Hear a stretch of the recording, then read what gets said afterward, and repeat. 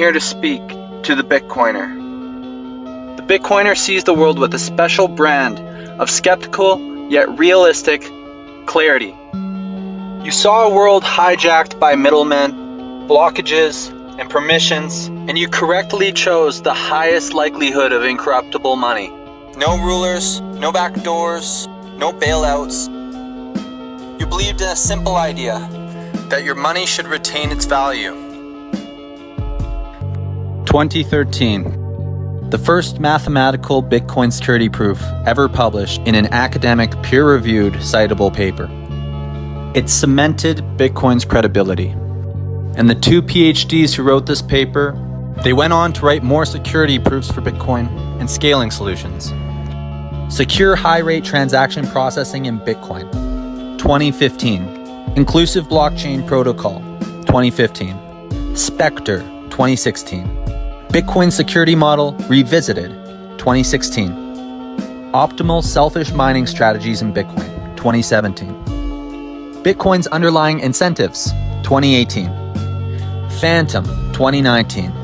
Then after 8 years of supplying the Bitcoin community with academic papers and scaling solutions, papers which were cited thousands of times, the Bitcoin community simply did not understand. Master's mathematician and PhD computer scientist Jonathan Sompolinsky and colleagues finally decided to create Kaspa, a proof-of-work, fair launch, community-driven protocol. Jonathan said to build something fast, you must go slow. He spent 8 years perfecting what only a master's mathematician would be able to envision, carefully upgrading from 1 block per second, which is 300 transactions a second, to 10 blocks per second, 3,000 transactions per second. And to run a node, you only need $100 of hardware. Promises of 100 blocks per second are right around the corner, and the limit is unseeable. I'll finish with a quote from Schrödinger. Talent hits a target that no one else can hit, but genius hits a target that no one else can see.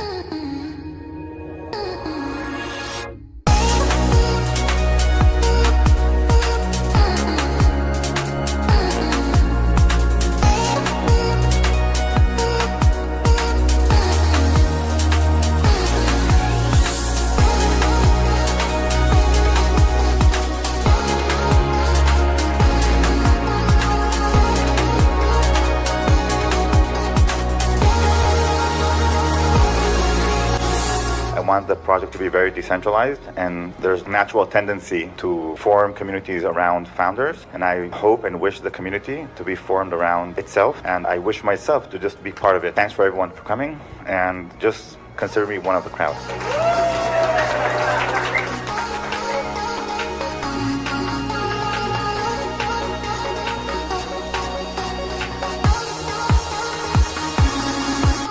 And after reading Kaspa's vprods, I realized computation does not need to be on chain. Completely unnecessary, and it's the wrong model. So it made ICP's strength turn into a massive weakness. Kaspa basically made the exact feature that made me invest in internet computer seem obsolete and stupid. Thanks to Kaspa vprods, I didn't expect it. And this is why I said I felt stupid when I realized what Kaspa vprods was about.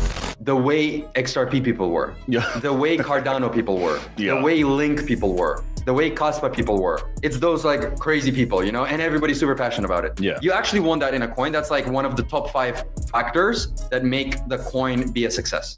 But for Kaspa, that emerging asset theory is helpful because we're able to put together a general risk model right at the precipice of QT ending and right at the precipice of PMI expansion, more rate cuts, Clarity Act, peak fear happening. But with all of that data, the risk is getting lower for these altcoins, and Kaspa is at a 15. So 68% of the time after 3 months higher and 100% of the time after 1 year higher. And then what happens? If it's at a 15 right now, 4 cents, what does the upside look like? We enter a bull. What price is Kaspa going to be at 94 risk? That's what's crazy.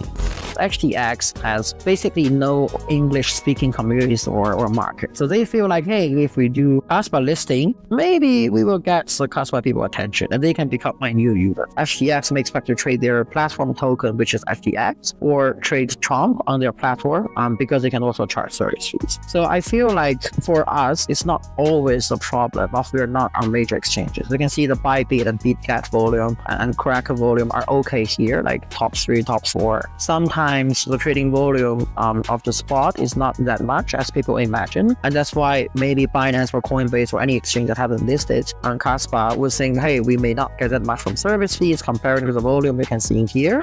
So maybe we want to care more about the new market and KYC users, about the user acquisition itself. Crypto bling, come list, it's hot, big chain, go spot, change fast, no lag, we're clean, grid dag, no lag, no pain, smart ready, no chain of vein, spot us, we glow, contract set, let's go.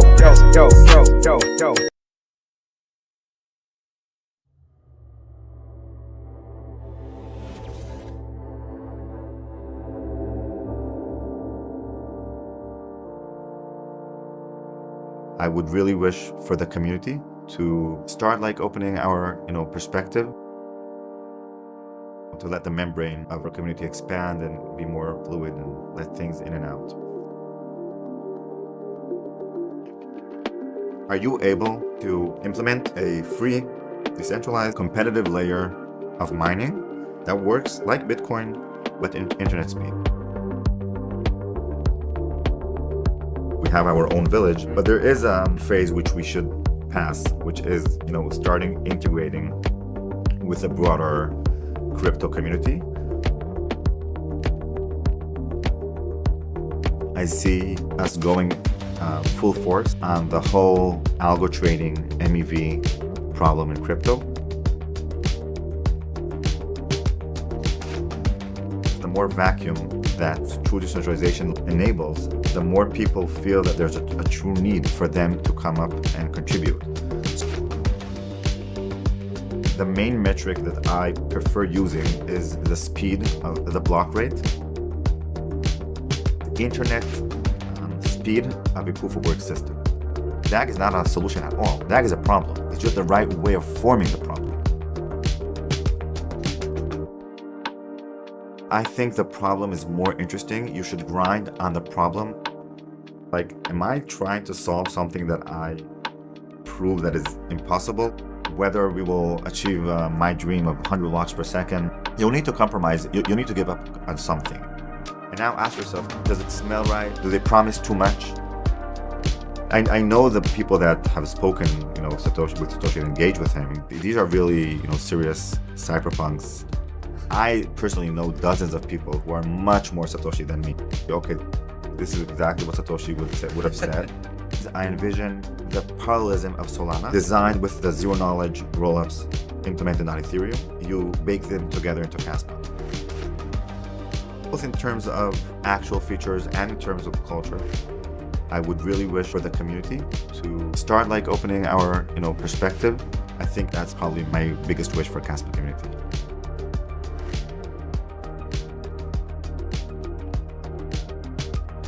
I mainly see the collaborations coming rather than mentioning something specific.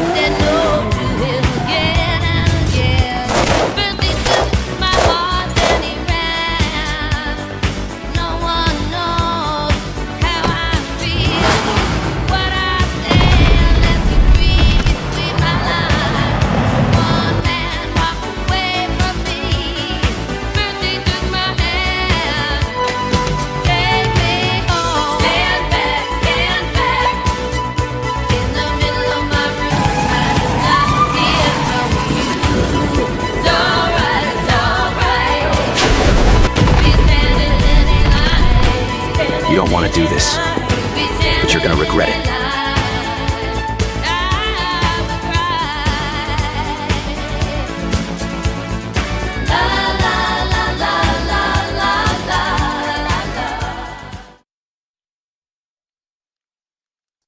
People say crypto is complicated, risky, not for the real world. But what if you could send money to a friend instantly or for less than a cent? What if you could pay for your iPhone, your coffee or your life without banks, delays or hidden fees? What if moving millions felt as simple and as safe as letting your Tesla drive you home? This isn't crypto for crypto people. This is money for everyone, finally. Ground control to Major Tom.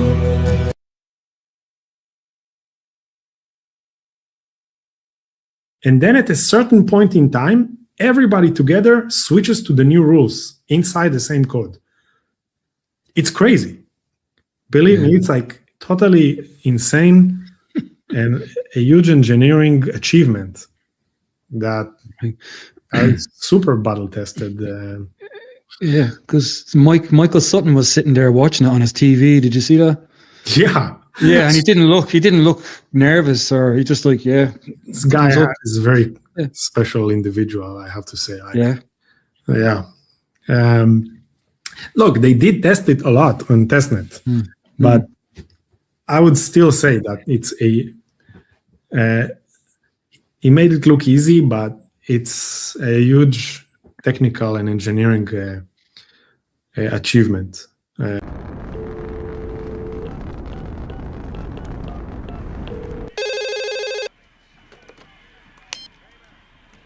Yo.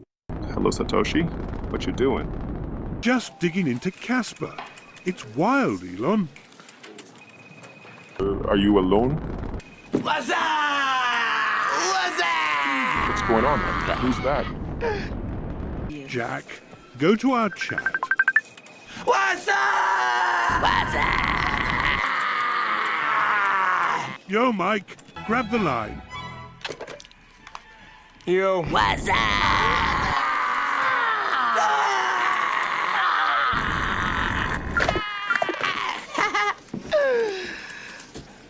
So, what you doing, Elon? Oh man, just buying, flying, Kaspa to Mars and in stars. Me too. Me too.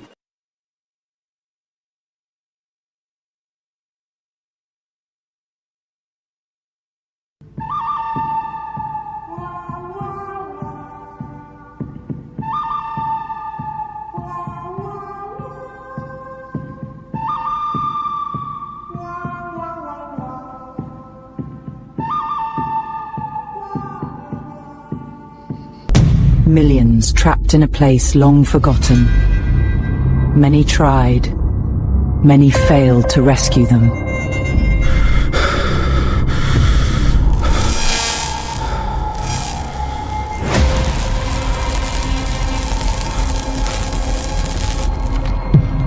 In this land, that which is fearful is destroyed. Say it out loud. I do not stand by in the presence of evil.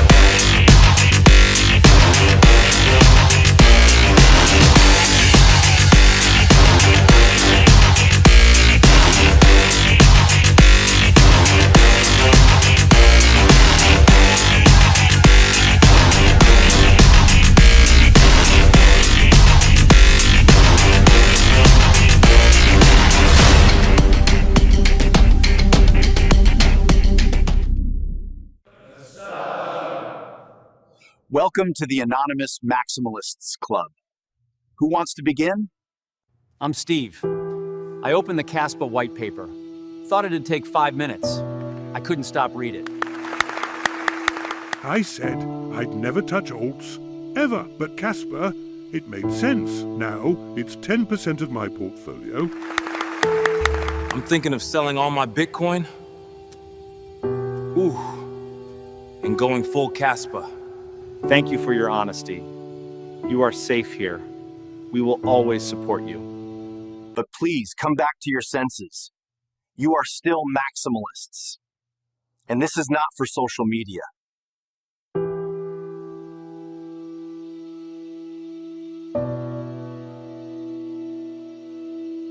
Okay, what's the second best?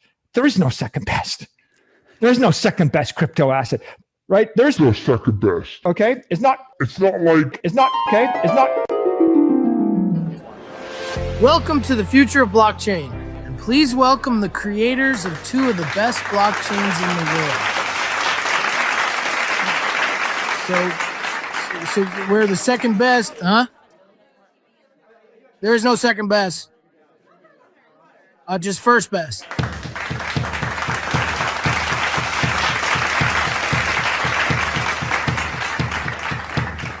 I'm a Bitcoin maximalist.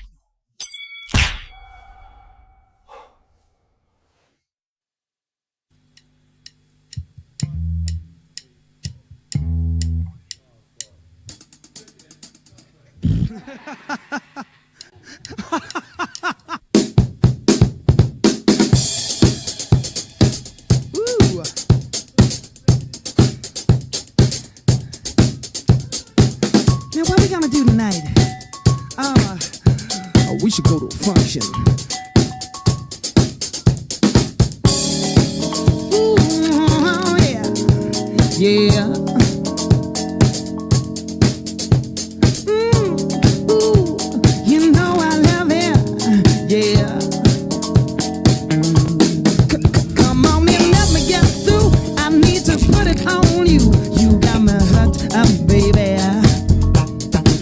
You know it's breaking my mind. I want your body all the time. Delicious. She drives me crazy. That perfume that you wear seems to hang in the air. It's boogalicious. And while that DJ's busting grooves, I've been making all the moves to taste your kisses. You know, honey, we going to a function. Yeah, yeah, yeah. Yeah, party people, get down. We going to a function. Yeah, yeah, yeah. We going to a function. Yeah, yeah, yeah. Come on, like that. Going to a function. Yeah, yeah, yeah, yeah, yeah. You know we're going to a party. It don't take much to storm it. But for freaking, get down. Some people get the kicks when that shirt begins to stick and it's a sweat down. I got to get down. Why don't you come on with me, lady? I don't want to hear your maybes wanna get sexual. Well, you got the body of a goddess, and I want you with your hottest. Ooh, you wanna be my queen? Let's hit the scene. Come on to the function. Yeah, yeah, yeah. We're going to a function. Yeah, yeah, yeah. Man, we're going to a function. Yeah, yeah, yeah. Now come on and drop it for me like this.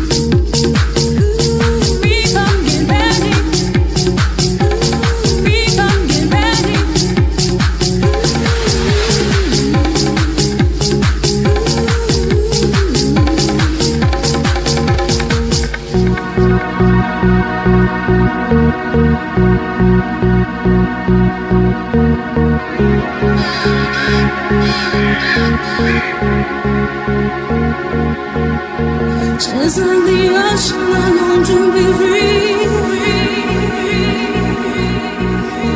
Free as a bird flying over the sea.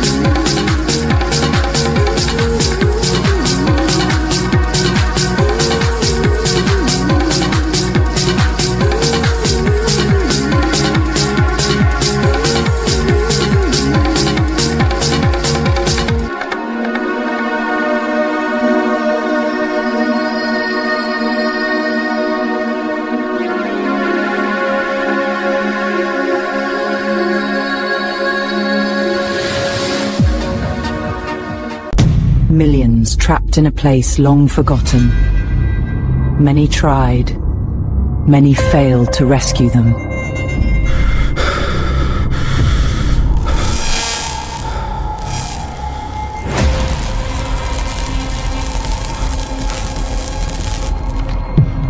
In this land, that which is fearful is destroyed. Say it out loud. I do not stand by in the presence of evil.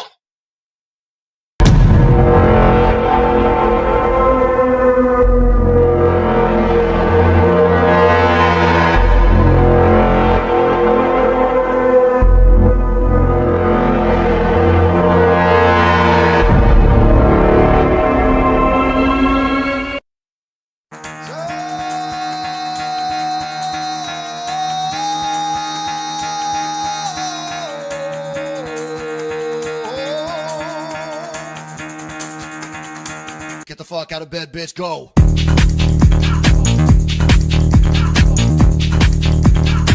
Get up, and then they got go.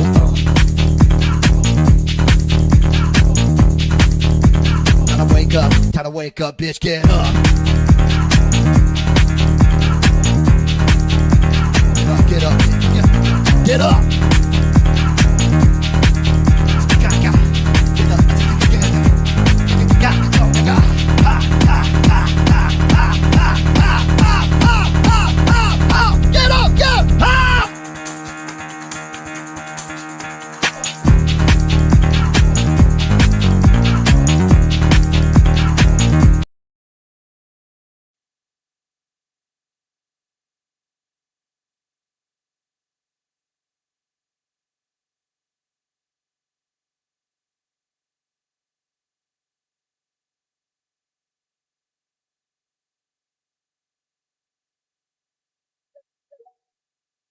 Till the Fed hands back their white paper and it's all redacted.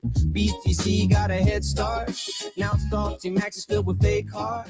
They preach immaculate conception while they let Satoshi's vision get trademarked.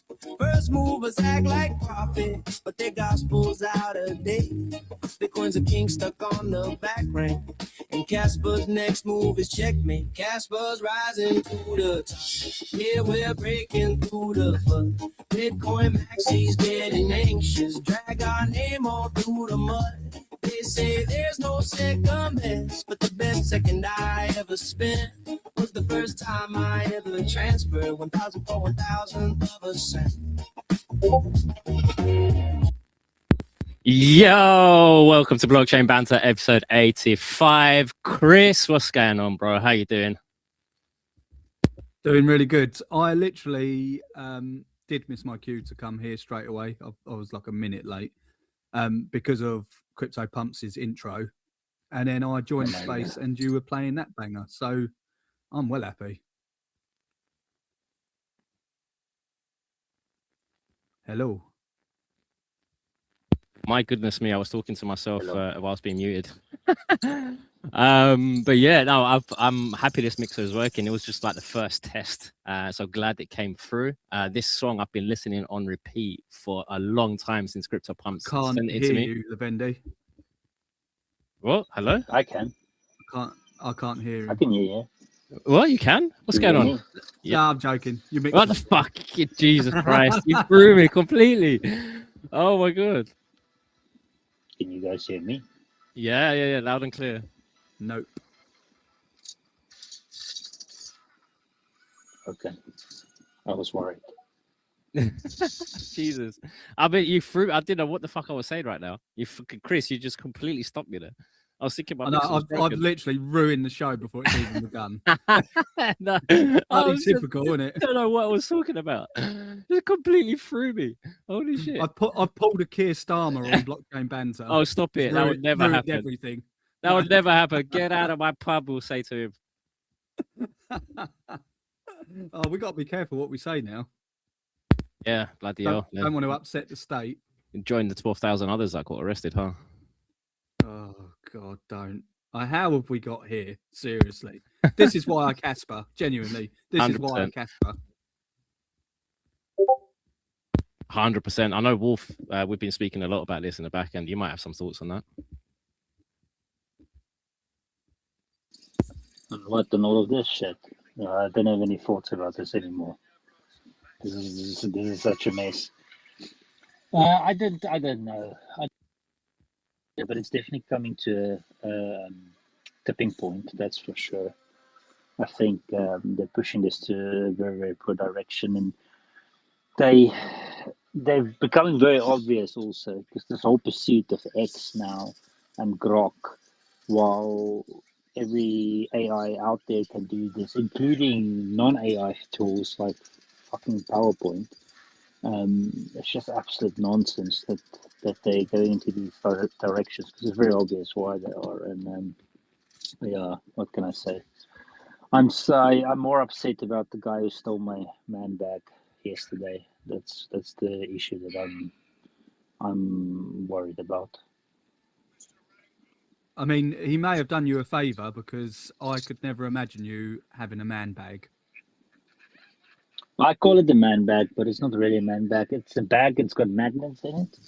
And then I put my water bottle in it, and then I put it against steel poles. So when I do my cardio upstairs across the train track, I plummet on the thing. So usually I leave my water bottle there. I leave my key mouse there. I leave my phone there during the week, because it's 5 o'clock in the morning. There's only 2 old guys that come past every morning, and we just talk quickly about how bad the youth is before they go on. But and then other than that, I've got my gym card in there. And then Sunday when I was doing my cardio, I do it at 8 after the games, and this dude grabbed it and ran away. Unbelievable. That's unbelievable.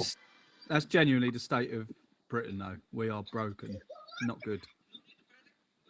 And I remember speaking to you actually, like, because we were saying probably last year how rapid, like how quickly this is going bad. and a lot quicker than we ever imagined. But now we're literally at this sort of point in life, and I just think, no, this is not a good direction we're going. Like authoritarian, like you said, Yeah, even with, like even with Grok and things like that, like what they're saying about X, like I'd rather go after the people that are doing the wrong thing than just banning one platform and letting them go underground. Like, for me personally, if you're a nonce, I'd happily kill you, like legally, because you're a waste of space, in my opinion.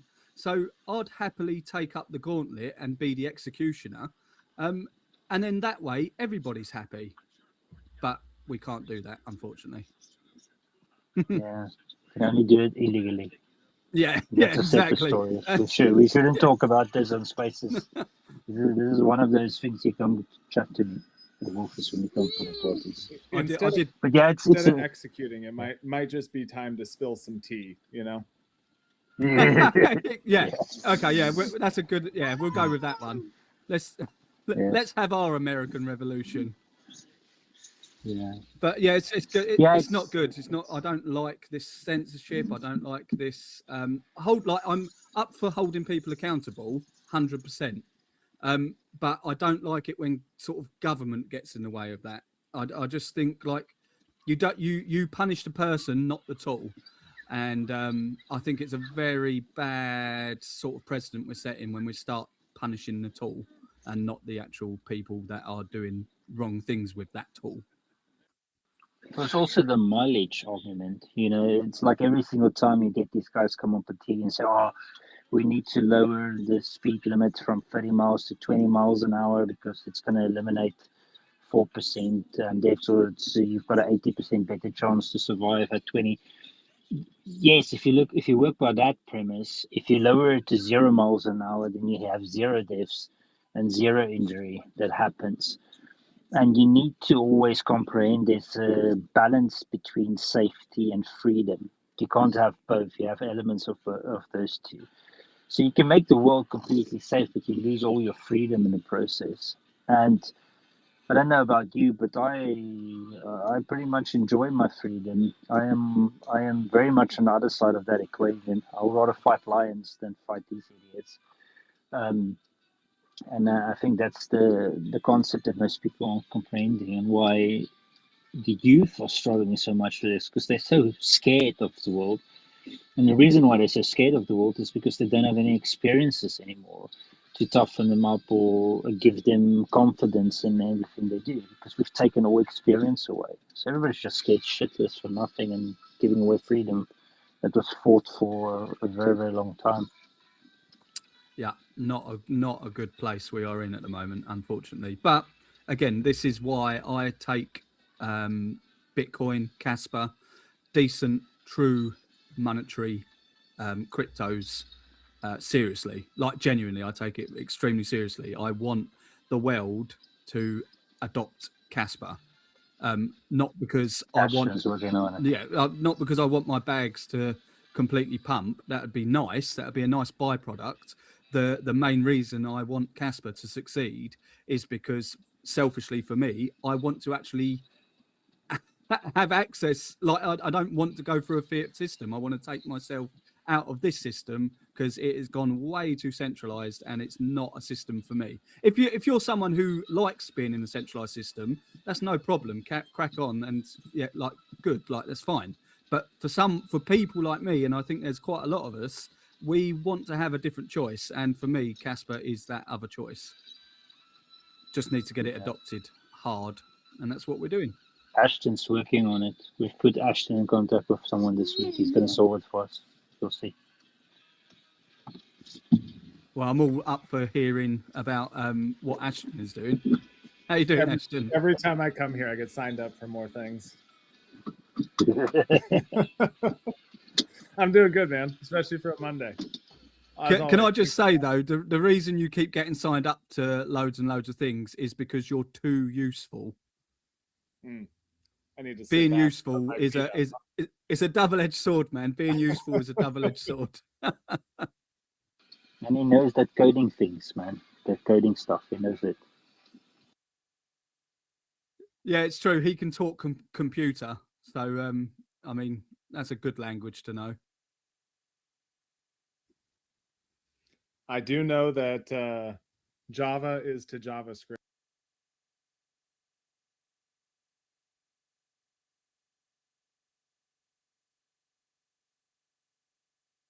as car is to carpet, and I love that.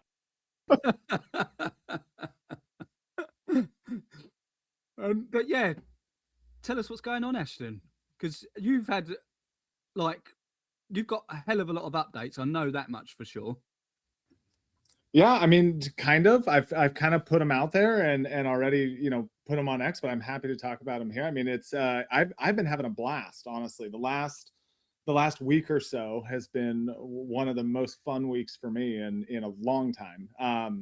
And not to say anything negative about anyone else, but we were all kind of down as an ecosystem for a little while, right? It's hard. I mean, you just feel like you're beating your head against the wall doing the same thing over and over. And I got a breath of fresh air, and I'm super appreciative to Pavel and Igra and obviously the entire community. You guys' confidence. I mean, it's so much fun. So seeing, it's forced me to dig in a lot more into what Igra Labs really is doing. I think a lot of us are, all right, great, we got an EVM L2 coming to CAS, and that's cool. Whoop-de-doo type thing. And it's so much more than that. I mean, there's so much thought and innovation being brought to this that I didn't fully realize before. And we start talking about things like, the attestation protocol that is here to actually enable, light and ultra light nodes from day one. It's really meaningful, and more so than I think any of us really realize at this point to building a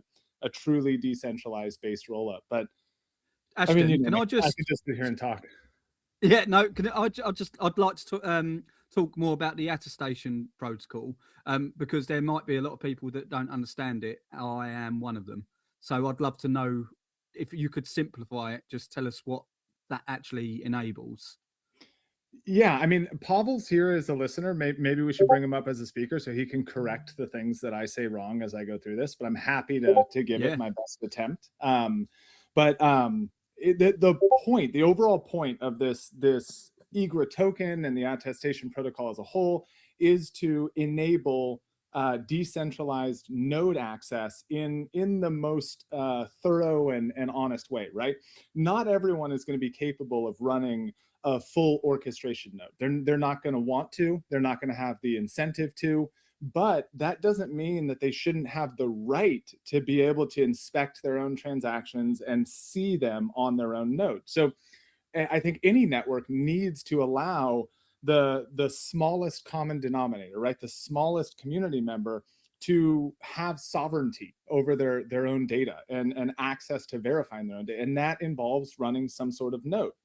So when you look at certain networks that may only have, a full-blown node, that means you've got to have pretty significant hardware resources, and you've got to re-index the entire chain, right? When you start up a node, you are starting from block 0.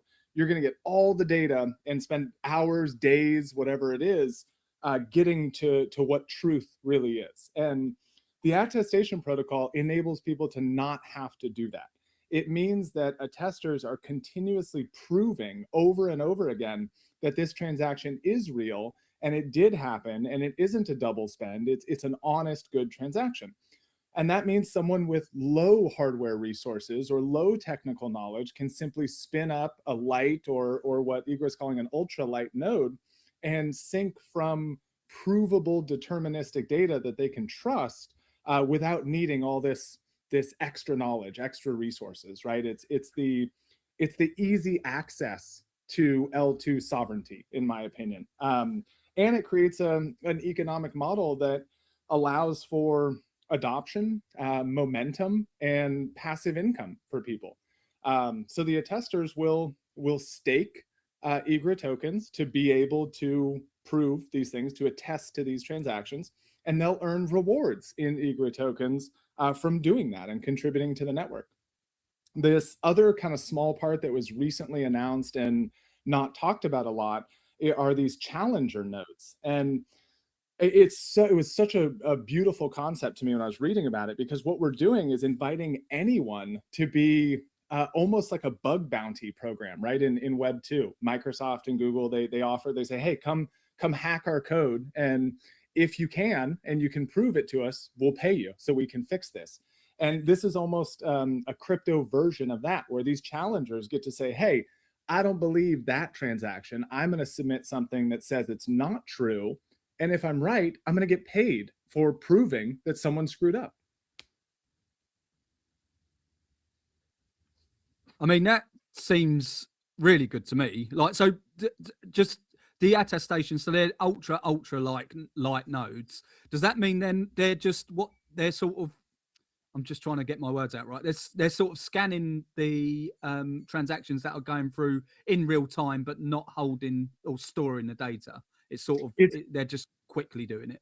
So little bit different than that. So what we're talking about, two different things. Attesters are kind of the concept of a node, right? They are an attester node, but they're not a full node. They're not a light node. They're not an ultralight node. They're a completely separate component that is creating ongoing proofs on chain of what happened on the network, right? On the real nodes. And this helps a lot with the fact that Kaspa reorgs often, and the fact that it's a base rollup, and we need to prove that everything happened on the L1 the right way. So when you talk about light and ultralight nodes, these are just standard kind of IGRA nodes that are going to run the L2, but they don't have to index the chain from the beginning. They just get quick access to running their own node, to being sovereign. And those are empowered or enabled by the fact that these attesters are consistently proving things. I mean, that's really cool, because I suppose it also gives the ability for anyone to join the network, or near on anyway, because like you said, the hardware requirement's so low for to be able to do that. Does that go towards securing IGRA as well? It does. Yeah, okay. It does. That's it. Ashton, I was just so enjoying listening to you. It's just we need to record this. It was really so well explained, like in a very clear and concise way. That's almost nothing to add there. Just a small thing, one small thing. A tester node is essentially a full node to all intents and purposes. So it's a normal node. It's essentially the initial type of node we started with, but then we quickly realized that keeping these requirements for everyone is not really practical, and we really need to unlock more types, including this beloved ultralight. Like, I really like this this thing. I think it will enable a lot of interesting use cases moving forward. But then that attestation node is essentially the full node with stake and with mindful operator, like, because you need to take care of it. You can set it up, and then but you still need to maintain it and make sure that your attestation works. So there is some legwork involved in that. It's not fully autonomous. I mean, a tester node. And one small thing about challengers, which I really I think it's Ashton is right saying that it's a special in a way, because it's somewhat similar to the fraud proof, which exists, for example, on Optimism or Arbitrum, like it's already known in the Ethereum world. But there are several significant differences. We have slashing and penalties, while like in Ethereum world we just have slashing and that's it. So we have some nuanced system, just making sure that people won't suffer if they misbehave, like not that terribly, just for some small missed attestation, we're not going to slash you. Obviously, also if you occurred to have rework while attesting, that's also won't involve full slashing, only small penalty. And also moving forward, challengers will have a very important role, because like eventually we're going to move into a zero knowledge based future on Kaspa layer 1, right? So Alex created this keep for zero knowledge verifier, and I think it's going to be there at least, I think, in Q2 if all things go well. So essentially layer 1 will enable all kind of zero knowledge systems, which is really cool if you think about it. And then challengers can actually challenge zero knowledge proofs, because no system is flawless. So it's zero knowledge is a beautiful piece of tech, but it's still possible to submit broken proof. Something happened, maybe input was wrong, maybe the execution wasn't there, maybe some problem in the circuit. And if it happens, then challenger can actually prove that this proof is incorrect. And then it's so this system not just for next year or 2027. This system is really future proof. I mean challengers. You see, I've said proof 3 times in all different meanings. Excited. And this is recorded, so we have proof of that. Nice work. Ba-dum-bum.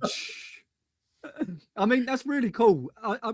The thing I think I like about IGRA is, because obviously you've not launched yet, but what it seems to be anyway is that obviously it's going to be beneficial to Kaspa and the ecosystem as a whole. But I think, like Pavel, correct me if I'm wrong, but you've obviously got quite good ties with Ethereum as well, and you've obviously liked working on Ethereum as a network. You seem to have made it extremely easy for people from Ethereum to want to play in Kaspa's playground. Yeah, 100%. I strictly believe in removing friction. Even small friction is a big problem. Small problem in user experience or developer experience can make actually can inhibit the whole ecosystem development. So by providing very similar EVM environment, not forcing them to understand a beautiful but sometimes really complex Kaspa layer 1 system, we just want to make sure that they focus on domain logic, not on learning just another environment with other, with their tricks and like completely different languages or what's not. So that's was the whole idea behind EVM. It's not because we like EVM specifically. There are many really better VMs we can plug in, and we will plug them in using our technology. It's relatively simple, since like you solve it once, you can solve it for other VMs as well. But then EVM is just one of the most widely adopted, not only by developers, but also by big guns, big protocols, big companies, custodians. These people, they really care about, familiarity of the code. They should understand what's going on under the hood. They're not super excited about innovation, unfortunately. They're more excited about predictability. Like these guys, they all risk averse. So we just wanted to make sure they don't have to learn too many new things. I think Kaspa as infrastructure is already huge, actually, basket of innovation.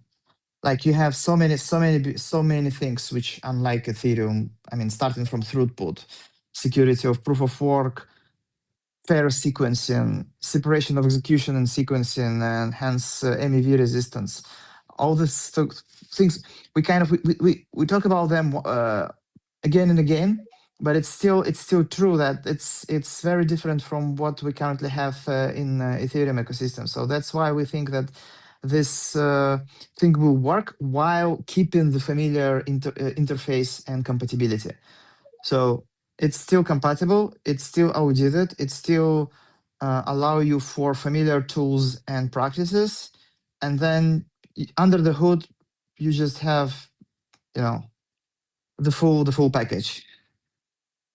Well, it seems like, because we sort of touched on this a little bit on last week's blockchain banter when Rory came up and was discussing about what Kai are doing, and we're basically saying, like, it's when you're trying to change someone or when you're trying to change a system that's already been rooted in, you have to do it bit by bit. You can't just take away the whole infrastructure and go, right, come to this one now because it's much better. It doesn't work like that. It happens incrementally, and I'm hoping, and I can envision this is what IGRA will be for Kaspa, where people that are so rooted in EVM, and that's fine, it's understandable, then play in IGRA's playground, and don't have to have that friction of knowing loads and loads about Kaspa. But that way they'll start learning about Kaspa, and then hopefully see what we all see and all know now, how incredible and I can't say the fucking word, innovative Kaspa is. And I've got to stay away from that word, man. It's terrible for me. But yeah, so because of that, it's sort of like IGRA feels like a good place for them to actually come and learn Kaspa in a really user-friendly environment. It feels akin to the old, like, boiling a frog parable, right? I mean, if you throw it in the hot boiling water, it's going to scream and cry and be very, very upset about this.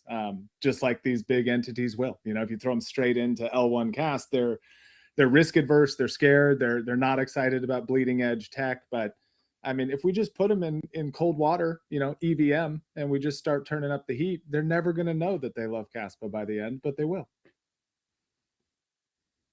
Perfect analogy. I love it. But it does feel like that's what it is. So, and again, because IGRA seems to be trying to make it as frictionless as possible for other chains, because this is what we've got to.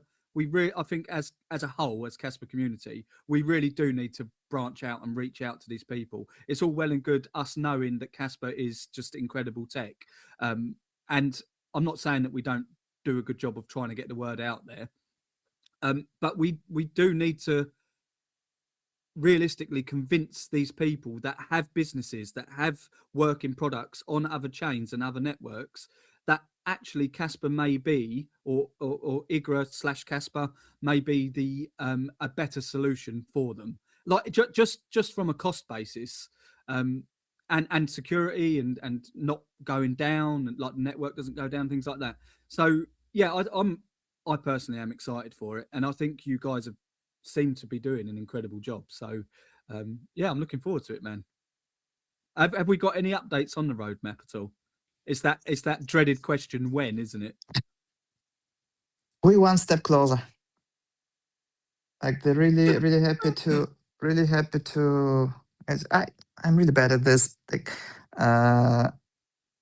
with all this ado, but it's really good news seeing that we have connection with mainnet. So essentially the closed net, the Galleon, is running for 4 days. Looking good. One of the best things, which kind of expected, but still it's a good surprise that it's not surprise. And essentially reorgs on mainnet are significantly less frequent than on the testnet, because testnet was really shaky and terrible in this regard. Again, it's kind of there is an explanation for that. Obviously, testnet miners, they're not as disciplined and don't have this hardware which mainnet has. So you have lots of orphan blocks, like dropping chains, lots of reorgs. Again, and they can be very long ones. We saw reorgs like after 20 or 30 seconds, even several minutes, which is not ideal for for consumer. Like people don't like chain to be reorg under their feet. But that's a reality of proof of work, because we have probabilistic finality, but still it's it was a little bit sad. But then seeing it that on mainnet as expected, we have very, very shallow reorgs, mostly under 1-2 seconds, and it's and they almost they're not as frequent as testnet, almost like 10 times less than on testnet. So yeah, that's one I think one headache less. Obviously, like we're going to watch it for longer. We're going to load test it. We're going to polish orchestration script. I know, like I hear voices like from our operator community, like people really burning me life, and for a good reason, asking when they can actually run V2 on their machines. Just guys, just give it several more days. Really, it's we need to make sure that all things, like, there are so many things, so many new things under the hood. Warm restart is one of them. Like ability for node warm start, sorry, ability to start with existing data, because before that the V1 was starting always in a cold manner from zero, essentially downloading the whole history, which is really not ideal. Like people had to sync for several days. Now we're looking at several hours in the worst case. So it's like all these things, they really kind of takes time to take all these features together, compose them, and then create actually like production ready software from it. Our devs, like really brilliant team, super proud working with them. They currently juggling, if I'm not mistaken, 4 different environments. So one of them is Caravelle, our V1 testnet, which is like most stable environment. Everybody like from our ecosystem, including many people on this call, deploy there. So Caravelle, we need to maintain it exactly as it is, not changing anything, not breaking anything. So then we have a staging environment for essentially DevNet, like closed DevNet for the new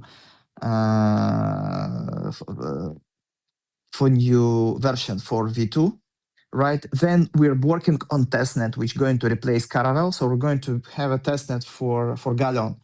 We're going to sunset Caravelle, and then we replace it with Galleon testnet, because essentially the code is much better, the finality is much better, everything else is better. Also, the new version of EVM, it supports newer EIP, new Ethereum standards.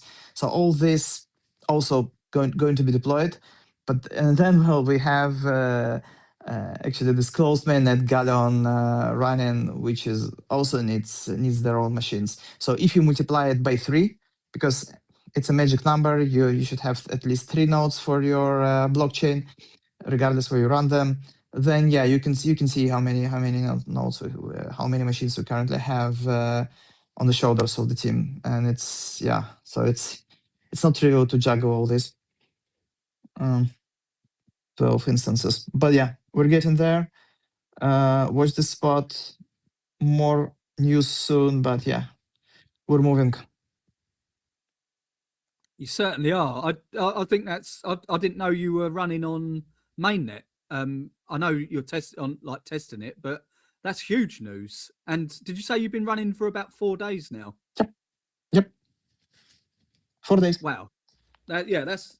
I mean, that's massive news. Is this something that's known, or have I missed a notification or something? I don't know. I should have screamed alpha or something like this, but I promise that it's going to be some announcement. So here I am. That's just keep in mind, it's a closed mainnet. It's not mainnet which you should deploy to, although you could.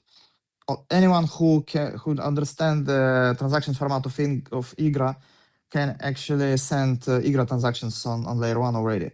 But probably for the next versions for TG and then for open mainnet, we're probably going to redeploy.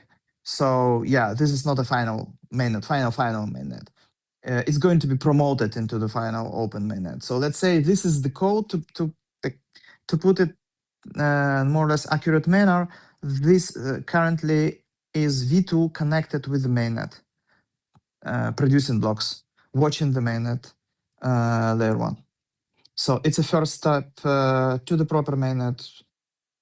But yeah, it's going to be very similar code with a very similar configuration. It's just about, yeah, I think what will promote it into the proper thing is when all these great people, some of them on this call, will deploy their protocols, will connect, wires together, check the ignition, put some gas into it, and then I actually should use more maritime metaphors. I don't know why I'm talking about cars. Yeah, I should. I'm in sales and all that.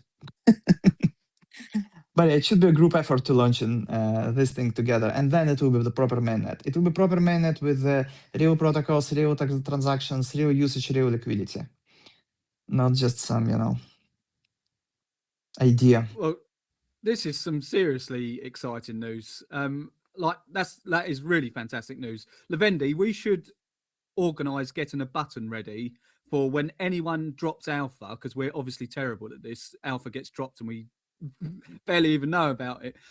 We need a button that just like or I don't know. Man, I'm working on it. Wait until I get my other mixer, man. I'm working on it. Trust me. Today's was the first test of that song. I'm gonna try that again next show and see how we go. But I'm working on it, man. I want those buttons too. Trust me, for a long time. Yeah, definitely worth having a bit of DJing in with the serious. I think that would work well, and just so that the whole audience knows that they've just witnessed some serious alpha, because it nearly slipped me. Pavel, you just said it so nonchalantly, like, oh, by the way, yeah, we've just been running for 4 days on mainnet, and then just carried on. I was like, whoa, 4 days on mainnet is huge. You guys been taking lessons from Elon. I think I also take lessons from Kaspa Core. I mean, if you watch them, if you watch how they operate in their Telegram, I think I keep saying to Jonathan, like, guys, you should really have someone just cheering, just communicating things on constant, because they do absolutely groundbreaking changes in layer 1. I already mentioned zero knowledge native verification. There is Covenants++. There are a bunch of fantastic upgrades of infrastructure.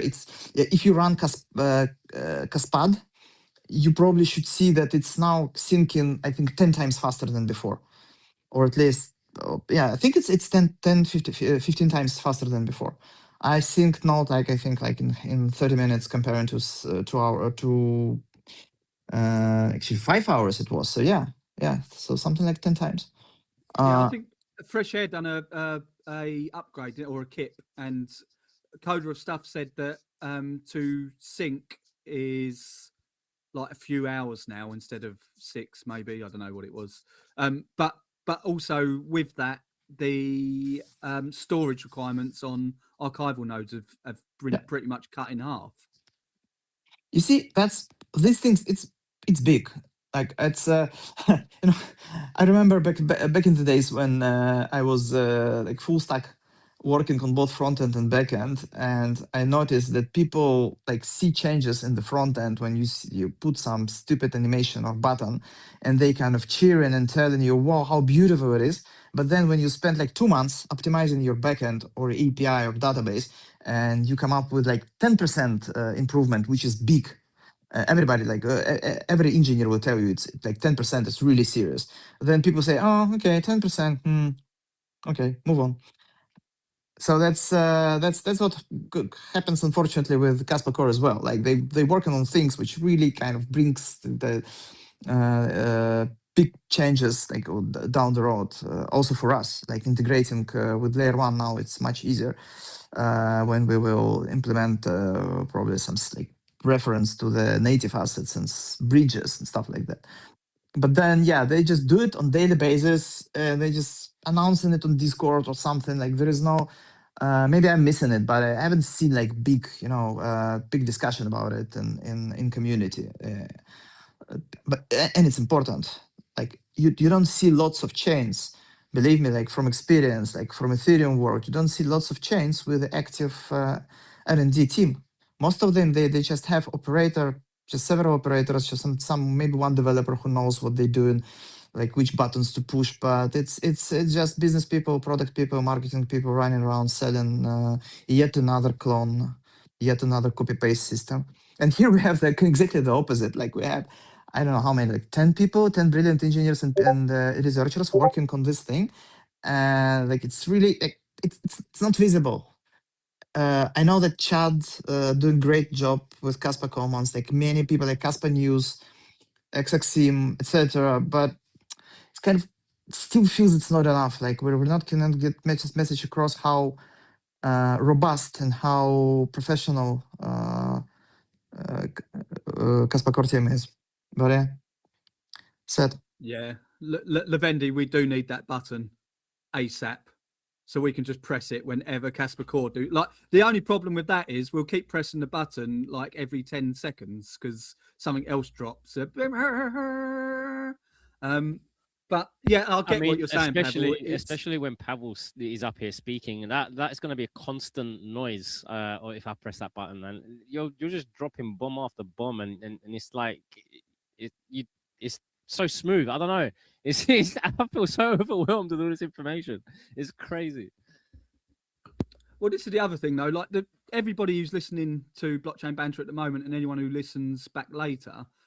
You can just snip exactly what Pavel's just said there about how incredible the research and development team or Kaspa Core is, and how it is different to other networks and chains because he is a veteran in the space. And you could just literally clip that bit, everything he's just said there, and spread it around far and wide. Let's get it out there. It takes like 10 seconds to do. So yeah, like again, it's up to us. We are a really strong community. Like it's really, really strong. So yeah, we can just keep. I don't know, just like it's like Pavel said. I suppose not enough of us know how incredible the R&D Telegram group is, and to be honest with you, I pop in there once in a blue moon. One, because I hate Telegram, but two, because it does just go over my head. But yeah, Pavel's just explained it perfectly in just in that couple of minutes he spoke there. So we should all cut that and just send that round. But yeah, I do agree with you, Pavel. It'd be good to get more people knowing about actually how incredible it is. I won't say the I word because I can't say it, but Kaspa is very good at being innovative. You did it anyway, man. Yeah, I know. I like to challenge myself, Ashton. I like to challenge myself. Well, that's my favorite part of these spaces, man. We just got to get you saying that word more often. That's the problem. Everyone will just cut that and put that round instead of the actual decent information that needs to be spread.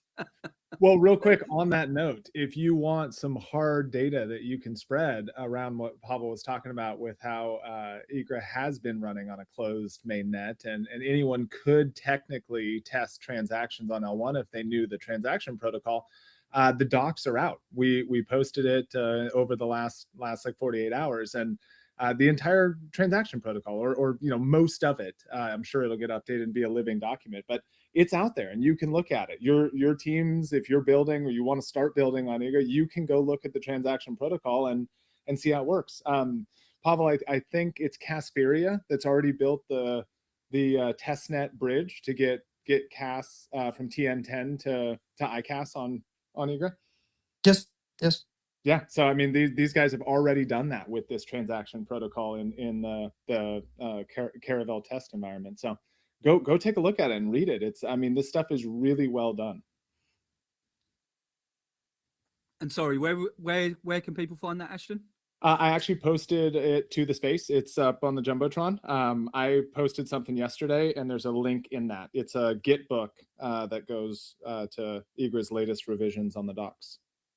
Chris, this is not for you. Me and you are not readers, we are leaders. I'll give it a go, just like I do with the I word. I'll always give it a go, Wolf. Okay, I want you. I'll grok it while I've still got grok. I mean, I probably won't have it much longer, but I'll grok it while I can. See if grok knows what it's talking about. How are you gonna get bikinis on people then? I'll have to go old school and just draw them with my hand. Pencils will be banned soon. That's how crazy things are going. Unreal. Anyway, so yeah, I mean, it sounds like you're really pushing forward with IGRA, which is fantastic. Is there any more updates that we should know about?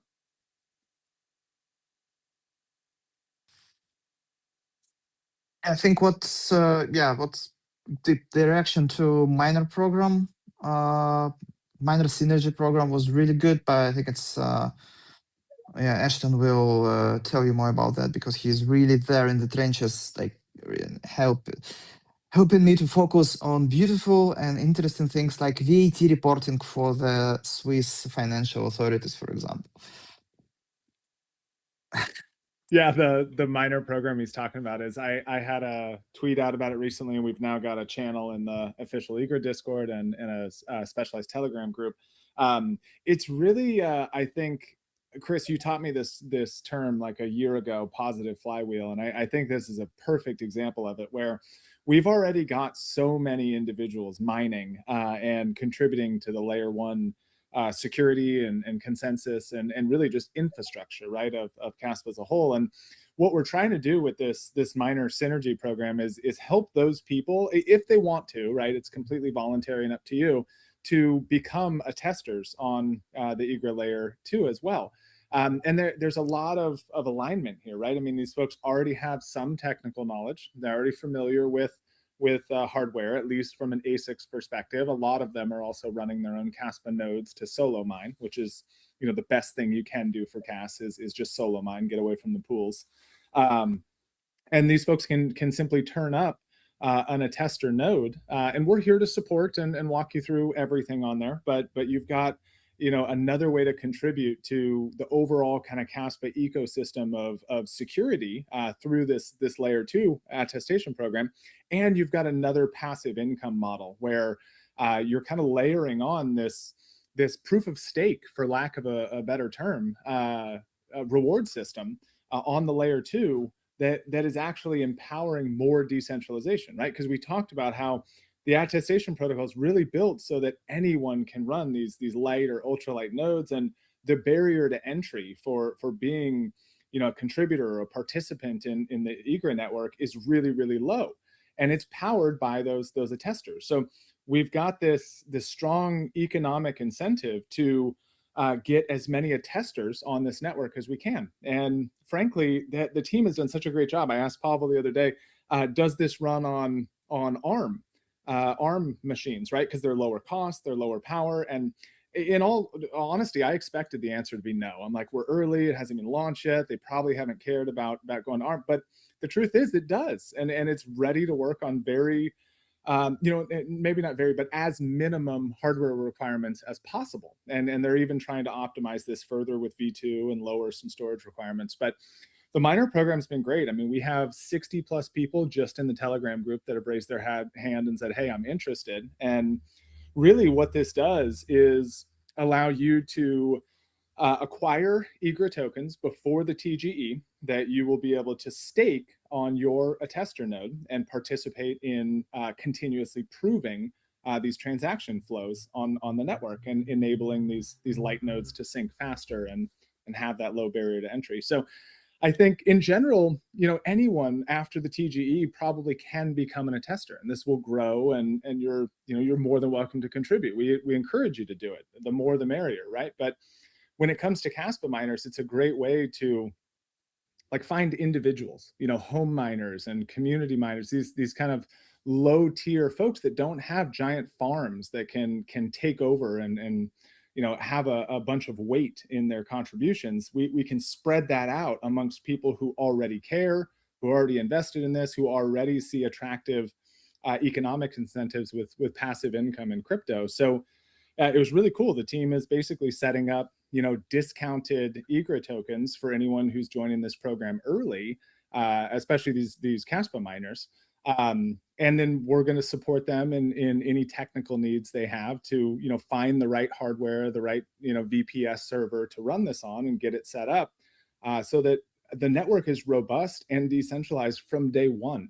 And it's a really nice kind of positive flywheel that's a thank you back to the Kaspa miners for everything they've already done for the Kaspa ecosystem, and saying, hey, you get priority access, you get discounted access to this because you've already proved that your ethos and your economic incentives are aligned to this program. So I mean, the attestation protocol as a whole is just huge, and it's what we started this conversation on. I think it's so powerful and so important, and we haven't talked about it enough yet as a community over these past couple months while Egra's been building. But moving in Kaspa miners and seeing so many folks ready to say, hey, yeah, I want to invest early. I want to run this node for 6+ months at least, and help bootstrap the network is huge. So we haven't done anything yet. I basically put out a Google form a couple days ago to kind of test how serious people were on their interest level. Will you go complete the form and share an email address and things like that so that we can help you?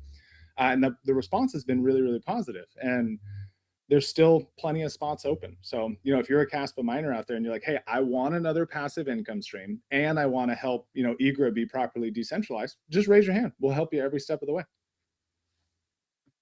I think that I do think that's really good, because the incentives do align there. And like when you look at Kaspa, for example, people mine because the incentives there to and or Bitcoin, whatever, they mine because the incentives there to get paid in that coin.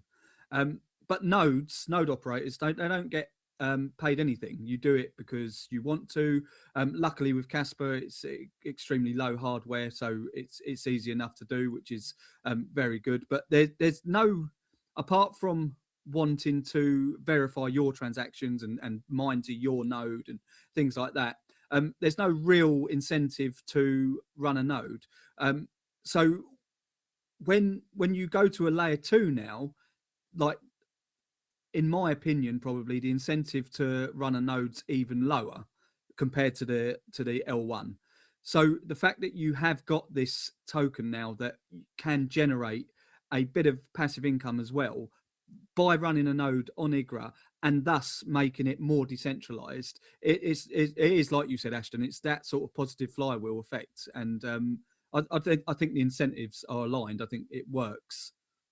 Yeah, it absolutely does. And your point on even less incentive to run an L2 node if you don't have economic rewards associated with it is so true. But it also is even a little bit more difficult to do that because of the way Kaspa operates, right? I mean, I think most of the time in the world, when we think about doing something the right way or using the right, foundation for something, it becomes more difficult than using, another option that may not be the very best one. And Kaspa clearly is the very best one, but it comes with some challenges, right? Nodes are pruned, and you don't have 100% of all data. It's all deterministic. The consensus is safe, right? There's no risks to the pruning, but it does mean that you don't have everything on your node. And for live states that are associated with EVM smart contracts, we need access to that. So running an Igra node actually requires more hardware requirements than a Kaspa node. So you've got to have the incentive for people to come in and do it. And if you look at networks that may not have widespread node access or something, they're likely like being beholden to this problem of not incentivizing their users or their operators to run these nodes. And they've done a fantastic job with this. The attesters are there, and I think the challenger nodes are just cherry on the top, where it's not only future proofing and getting ready for the ZK proofs and kind of forcing security in that regard. It's also just enabling anyone to participate from the beginning. So it's a really, really cool thing, but it seems well aligned to Kaspa miners, and so far people have shown great interest in it.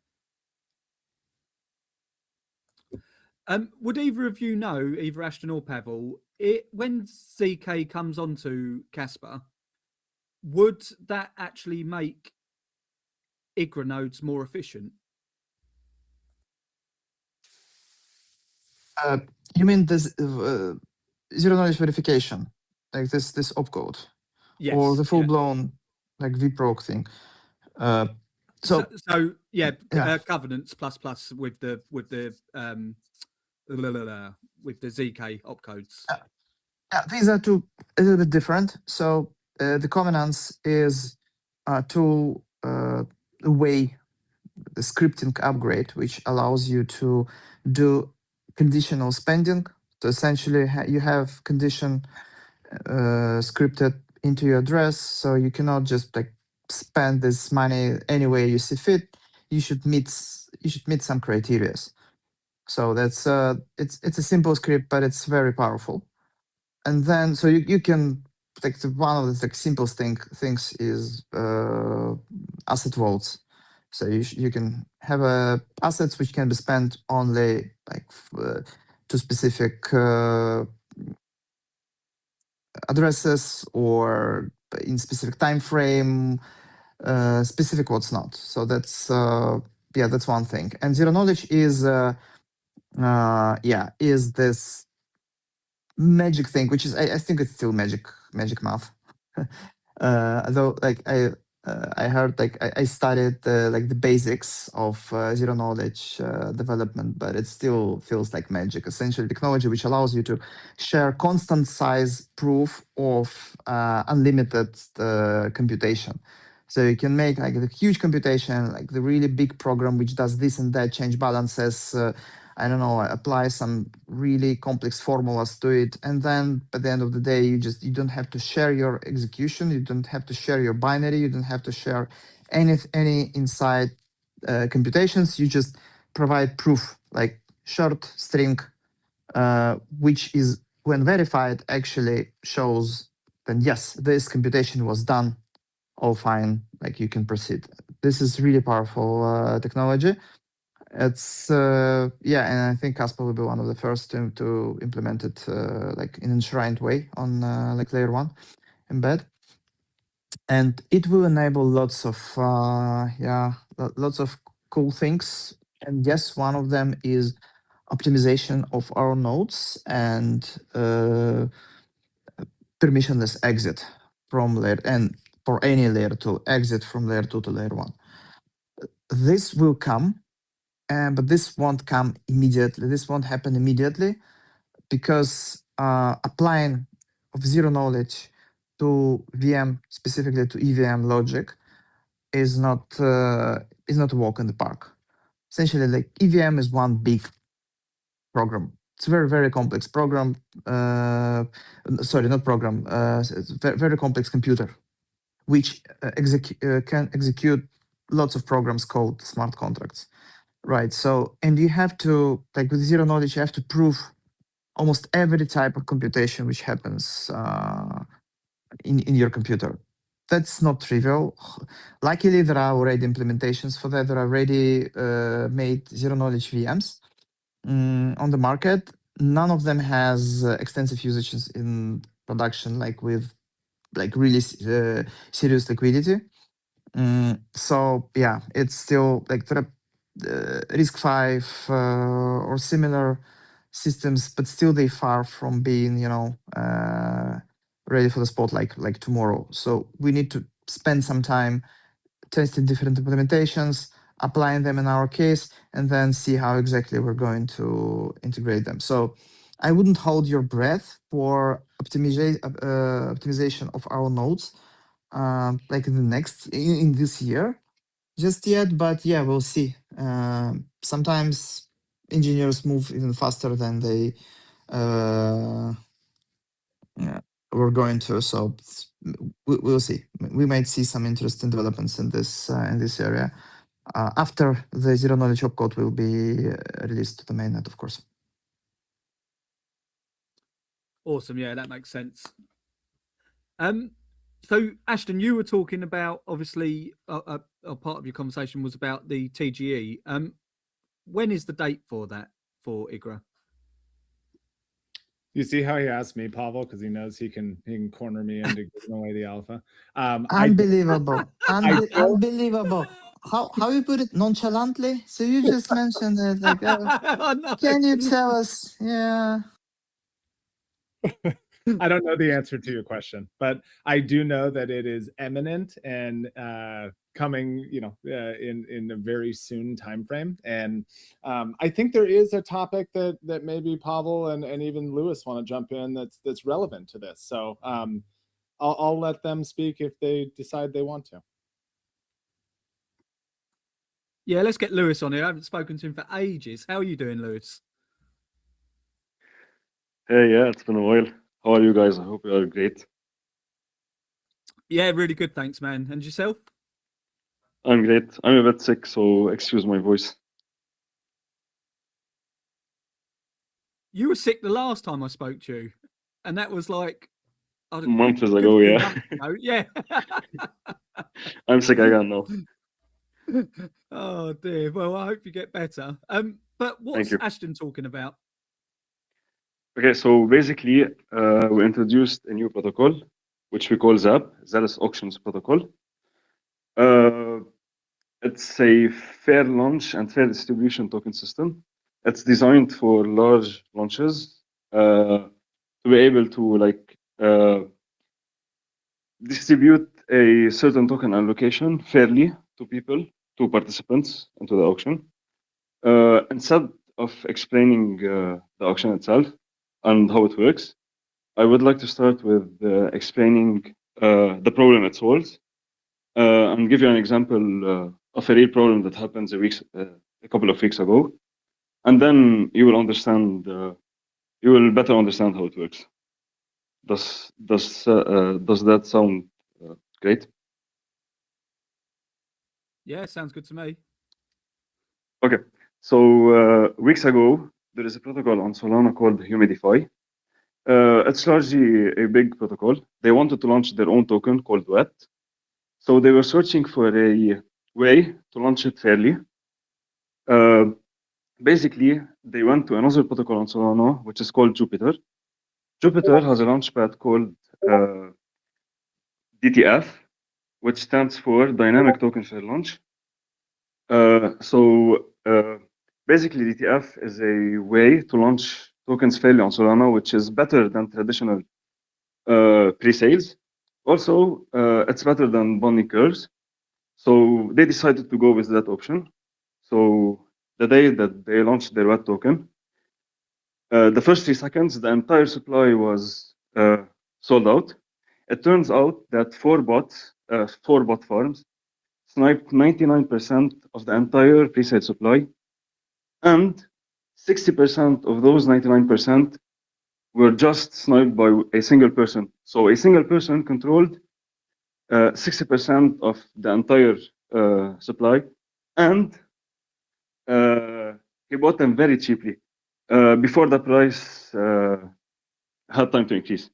So basically, imagine the scenario where you have 10,000 people that believes in your project, comes to your pre-sale, they show up on time, and just 2 or 3 people that have unfair advantage, they are using a bot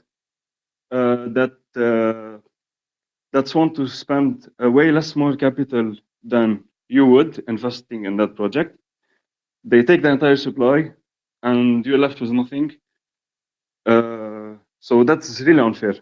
So it was so unfair and so horribly executed that they had to relaunch the token, and they did not refund the people that used bots.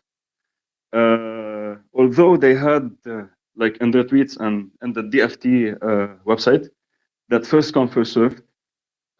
Basically, those bots played by the rules, first come first served, but they were also like unfairly treated.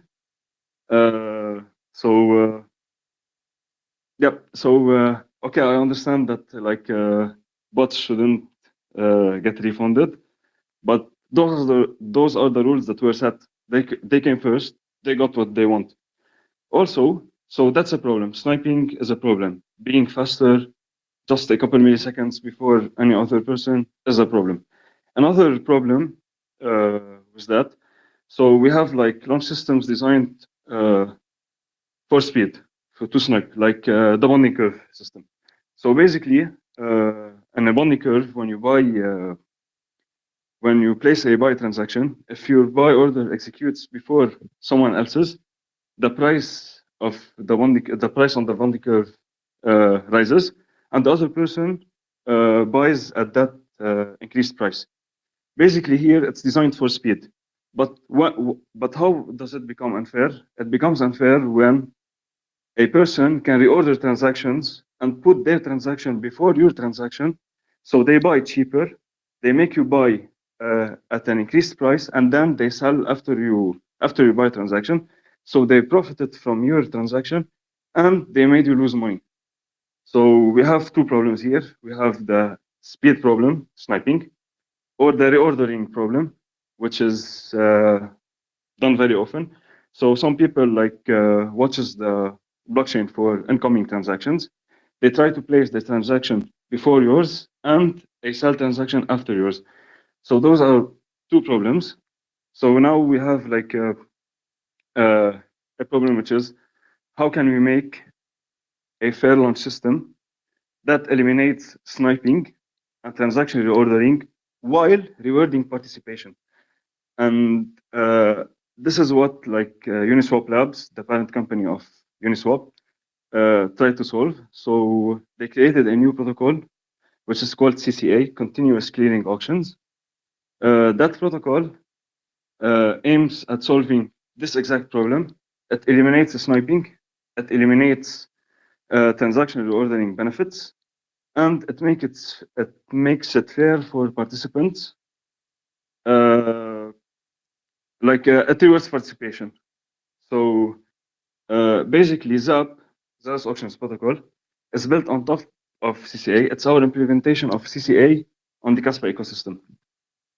So that in a nutshell is what ZAP is. And those are the problems it solves. I mean, this is a really big problem, especially like you were saying with the sniper bots and stuff. Like that is just rampant anyway. Well, so's Mev as well. Like it's all rampant, sandwich attacks, and it's always been a big problem in crypto. So to have something like this does sound like it is really needed. How exactly does ZAP work though? Like how does it make things fair? So could you, like, from a user experience, what would actually happen? Yes. So I want to start with the point that the CCA contracts are fully audited. Uniswap went through many audits. They are very secure. They are rated on 2 launches. Both were very successful. No one was able to snipe anything. No one. There was no MAV attacks reported. Nothing. They were just near perfect launches, if we want to say. Anyways, how does it work? So it's an auctions protocol. So let's say for a launch, we create an auction. The auction has a certain time, let's say 6 hours. So users will be able to place bids throughout those 6 hours. I will explain the bidding system. But of course, the earlier you are, the cheaper you can buy, because it rewards participation. So if you have conviction in the project, show up early, bid, and the price will rise slowly until it matches the demand. So the more demand there is, the higher the price will be. Basically, it's not just a fair distribution system, it's also a fair price finding mechanism. So it has a floor price. A project can put a floor price, but the ending price is determined by the people. So if there is great demand on the project, the price will be higher. Basically, it's based on supply and demand. How does it make it fair? Basically, if let's say 1,000 people are show up on the launch, they start bidding. To understand something about the bid, let's say I want to bid $1,000. I can say I want to bid $1,000 as long as the price of IGRA is less than $5. As long as the price of IGRA is less than $5, my bid keeps buying token gradually.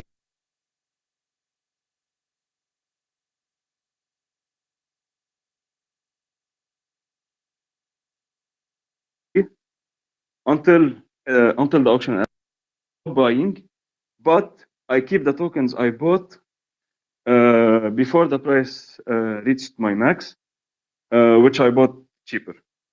Okay. How does it make it fair? Basically, if 1,000 people comes at the start of an auction, they can all bid.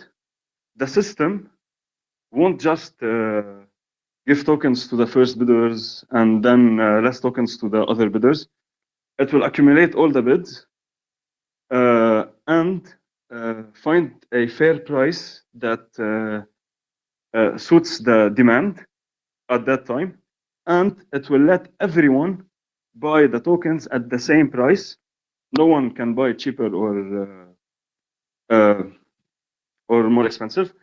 So basically, everyone in the same block buys at the same price. So here, transaction ordering does not matter. Even sniping, if your transactions comes before another one that showed up at the same time, it does not give you any advantage. You still buy at the same price, and it's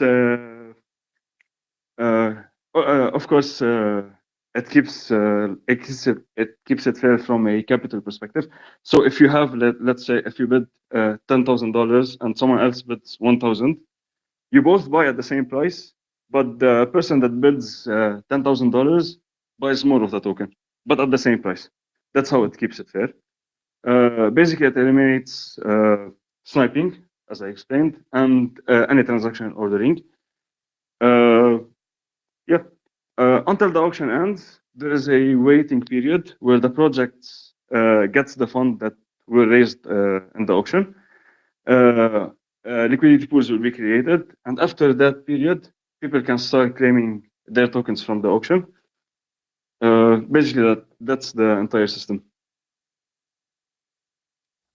It's a really, really good idea, actually, because it really does make it fair.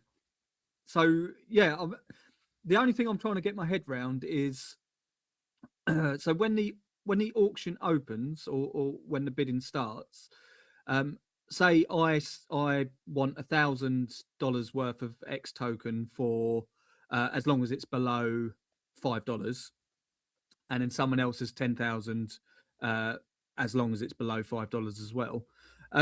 What actually starts driving that price up? Because basically, do you have to keep bidding constantly to stay in, like to get the price that you want? Okay, basically, it's the price increase is based on supply and demand. So, not the more bids there are, but the more quantity that is willing to be invested. So let's say you have a million token of IGRA that want to be auctioned. If the floor price is $1, let's say, there should be $1 million bid to match the floor price.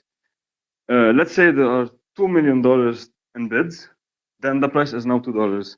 But it's a little bit more complex than that because the supply is released gradually. So not the entire supply is unlocked right from the start of the auction. It's actually it's unlocked gradually until the end of the auction. So the more bids that come and the more capital that there is at the start of the auction, the higher it will drive the price, and the rest of the auction would be buying at that price. Also, you don't have to bid multiple times. You just go. You can bid multiple times. Maybe you put your max too low, but I'd recommend that you bid at the start of the auction because that is where the price is the cheapest. It will rise like organically until it finds like a suitable price that matches the demand. So a good bidding strategy would be to bid to put the max at your maximum comfortable that you are willing to pay for a single token. So let's say I'm willing to invest in IGRA. I want to invest, let's say, 10,000, but I'm not comfortable buying one IGRA for more than, let's say, $4. So I say I want to keep buying IGRA with $10,000 as long as IGRA is less or equals to $4. So if the price rises above my $4, I keep the tokens I already bought, but I don't want to buy anymore. But if I change my mind and I want to buy more, I can bid again. Let's say another $2,000. I would put $2,000 and say at a maximum price of, let's say, $6. Yeah, that makes perfect sense to me. So it's like it. So supply and demand does make the price dynamic. You start the auction at, say, like you said, the floor price is $1, and there's 1 million tokens to be distributed over a set amount of time, and everyone, 1 million people put $1 in to get a token. It will start doing that, but then someone else comes in and says, "Oh, I want a token as well. I'll go up to $4, and I'll put X amount of capital in to back that." Well, then that now dynamically makes the price go higher, but everybody who was in originally got it at the price they wanted while it was being distributed over time. That is correct. So everyone buys at the same clearing price, but never above their maximum price. If it reaches that point, then they keep the tokens they already bought. At the end of the auction, the unused capital that they had will be returned to them alongside with their new IGRA tokens. Such a clever idea. And I've noticed that you keep saying IGRA tokens. I'm assuming this is what Ashton was saying about Pavel and Lewis might want to speak about something. So I'm assuming IGRA is going to take this direction of using the ZAP protocol.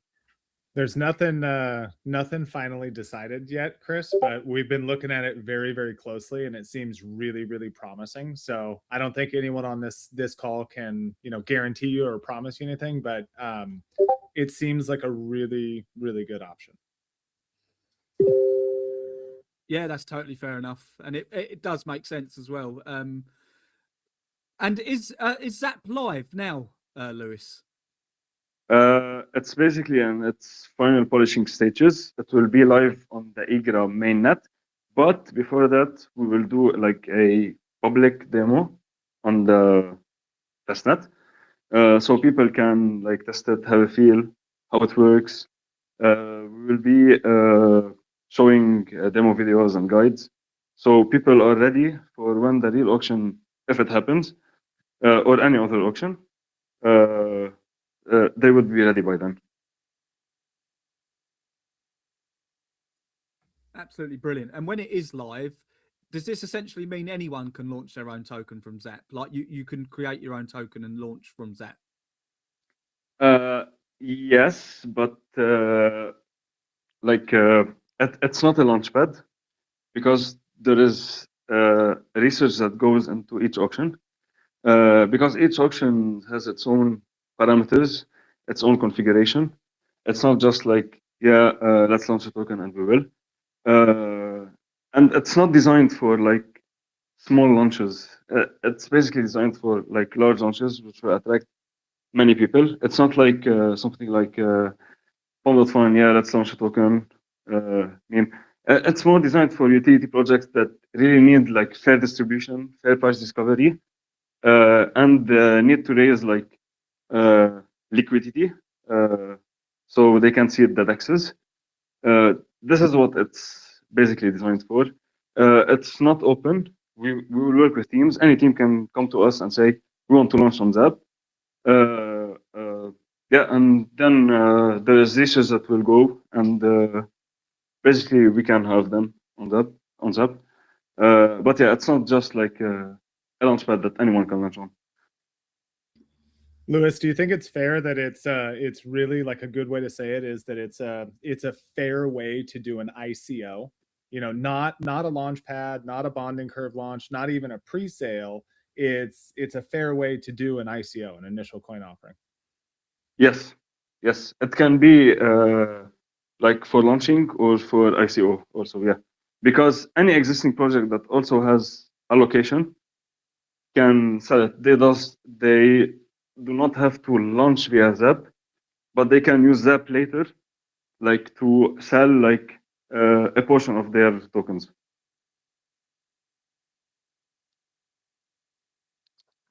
I mean, it sounds really, really, really good, and it sounds like it's something that's needed in crypto in general. To be honest with you, so yeah, it sounds. I think it's brilliant. Certainly looking forward to it. I mean, again, I've always liked you guys because you always seem to be building out, and it's what the space needs. Like these downtimes are frustrating, but I think Jonathan said it once. It's for builders, it's actually fantastic because it gives them a bit of peace and quiet. They can just crack on with building, and yeah, I think it's good to see builders in the space just doing that constantly, upgrading. I'm not going to say the I word, but it's good. It's really, really good. So I'm certainly looking forward to that. I can't remember what I was going to say. I did have a question, but I actually can't remember. I will throw it to Levendi though. Levendi, is there anyone has asked any questions at all? Yeah, thanks. There was one person that asked, for those that are new and coming into this ecosystem, is there a way, Ashton, Pavel, that you can break down the IGRA token for them? It was a question. I've lost it in my notifications. I can't remember the name of the person, but they threw this question in some time ago when they joined the space. Levent, what's the actual question? Like the value point of the token or tokenomics? What do they really want to know? Yeah, so I found it. Kryptonium, can you break down the IGRA tokens use case for newcomers, please? Is what he's asking. I have, but before Ashton, I'm so proud of it. You know, I'm not doing slogans often, but yeah, I know it's awkward, but still. I keep saying Kaspa for inclusion and IGRA is for execution. I think that's cut it, or at least 10% of it.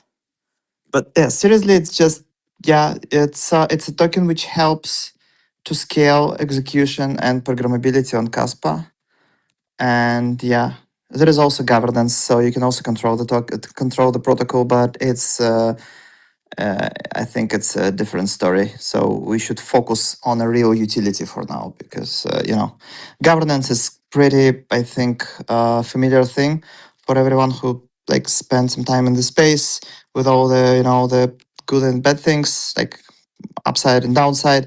But genuine utility of IGRA token is securing and improving the security and network robustness of IGRA, and we hope of Kaspa going forward as well. Awesome. Thanks for that, Pavel. There's no other questions that came in on the comments. However, we have a couple of people up on stage, Seb and Kaspa KII. Maybe you guys have any questions for IGRA Labs or Zealous? I don't have any question at this moment.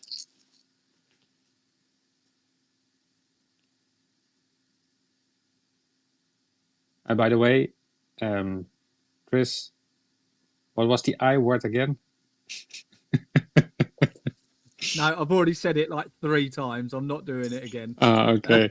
No, but I think it's really nice to see it, and also the progress that is being made. And IGRA is really innovative, something like that. So, Chris, now it's your turn. How can someone who is from Dutchland speak better English than I can? Unreal. Yeah, well, I always try to find the right words. It's very hard for me. So I'm happy to be able to beat you at your own language, Chris.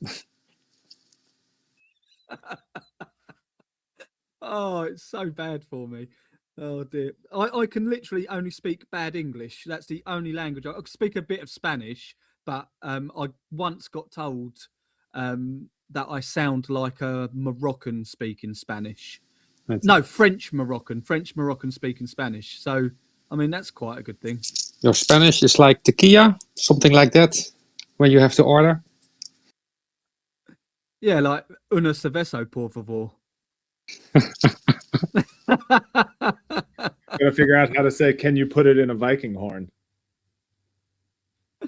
Yeah, I'll have to figure that one out. Yeah, I need to go to London again because I didn't think of ordering a Viking horn last time. There was that's a big miss from my side. So I need to go back to London again. Yeah, definitely. That's a good excuse to come back, 100%. Although you did order a pint of whiskey for Tom, so Yeah, it was his birthday, so I had to give him something to drink, of course. Oh, he was so hammered. He really was. That was a really good day. I enjoyed that. But yeah, he can drink. He really can drink. Yeah, he's English. Of course he can. That's about the one good thing we've got, drinking, which is probably not the best thing in the world.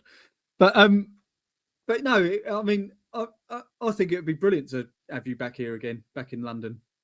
Definitely come to Wolves and have a Viking horn with us. Yeah, will happen. Will happen. I've just seen as well, Burke.kas is in the audience. I did want to just ask, did you create the Kasplay, Kasplay.fun? Because I've been playing around with it and I think it's really good. And I want to make a post about it, but I don't know who actually created it, but I'm pretty sure it was you. So could you just give like a thumbs up if it was you? I know we've got a slight delay, so I'll just have to constantly look at your name now. Or a thumbs down if it wasn't you. But if anyone hasn't played it, it's really fun. Literally go to Kasplay.fun and there's loads of old school games on there and your score gets saved as a transaction on the block dag, which again, absolutely awesome. We've just had a couple of questions come through from Radical Ed for Pavel. I have no idea what this means, but are there biz dev activity in IGRA? I don't know what that is, personally. Pavel can answer if he wants to. I think I can jump in here if you don't mind, Pavel. Yeah. Yeah, there definitely is, and that's exactly what I've been working on and joined to do. And I mean, we've made a ton of progress just in the last 10 days that we've been working here. So yeah, I mean, there's nearly 30 different builders and projects that are active in already participating in testnet and building out their solutions for this. And we're talking to a lot of important players, right? I don't want to come off and sound like we're promising anything or committing to what these guys are going to do, because they're all their own. That's coming soon.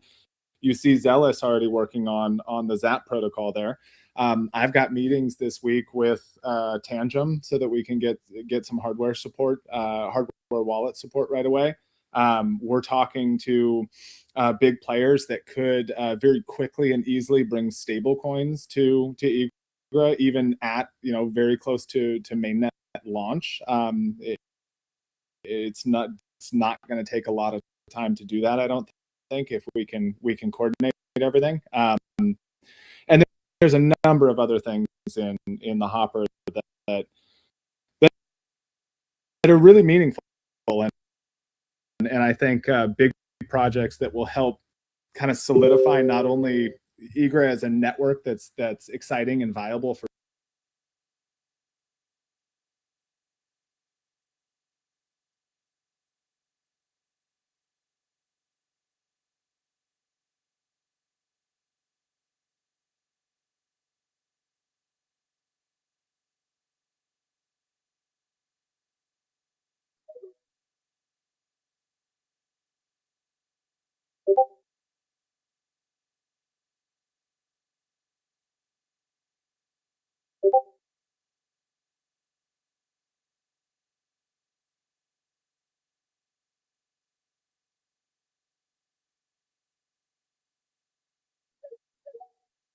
I think stable coins being available on Kaspa, it would be a big deal personally, especially for businesses and especially for businesses that need to have stability in price. I think it will be a huge draw. Yeah, it absolutely is, and it's a critical component for a lot of projects that are building, right? I mean, you look at Cascade's solution, and it's an important piece of that puzzle. And similarly with ZellaSwap, their other product, Fervent Finance, and we know that Kaspa.com is working on lending and borrowing. They've shared that publicly, and that it will be available on Egro. So, you know, a lot of these solutions, from point of sale to lending and borrowing, to even just having, you know, stables on a DEX, so that we can really really be up to par with a lot of these other EVM chains is really important. So it's a huge priority, and work is definitely being done. Exciting stuff. We'll have to pick your brains after you've had that conversation.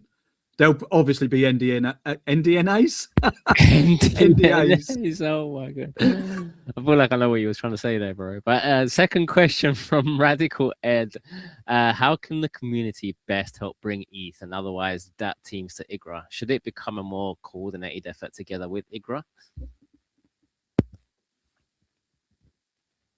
Yeah, I think raising your hand, participating, sharing information that's out there, right? I mean, one of the big things that builders care about is reliable documentation and easy access to their own nodes, so they have reliable infrastructure to build against. So, you know, when we talk about things like the attestation protocol and enabling these light and ultralight nodes, they're going to empower not only end users in retail, but a lot of these builders that have maybe a product that doesn't need a complete operator node, but does need access to, you know, a reliable RPC connection that's private to them. So sharing the information out there, clipping the things we've said from this space and pushing it out. And honestly, it is always a community effort. So raising your hand and saying, hey, I want to help, how can I?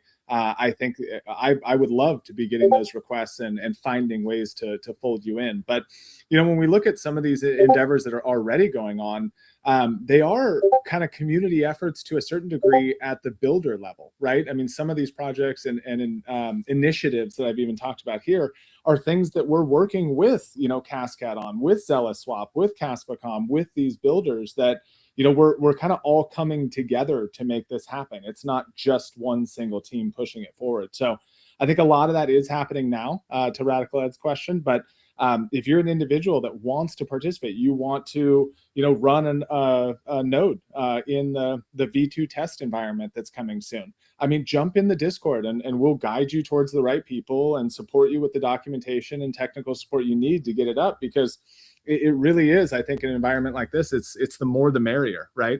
And we do need to find more ways to reach into other ecosystems. So, you know, maybe you've got a little bit of a presence, or you know somebody that's in an ETH project that'd be willing to host a space with us. I'd love if you know, I spent more time on spaces and found more places to evangelize this stuff.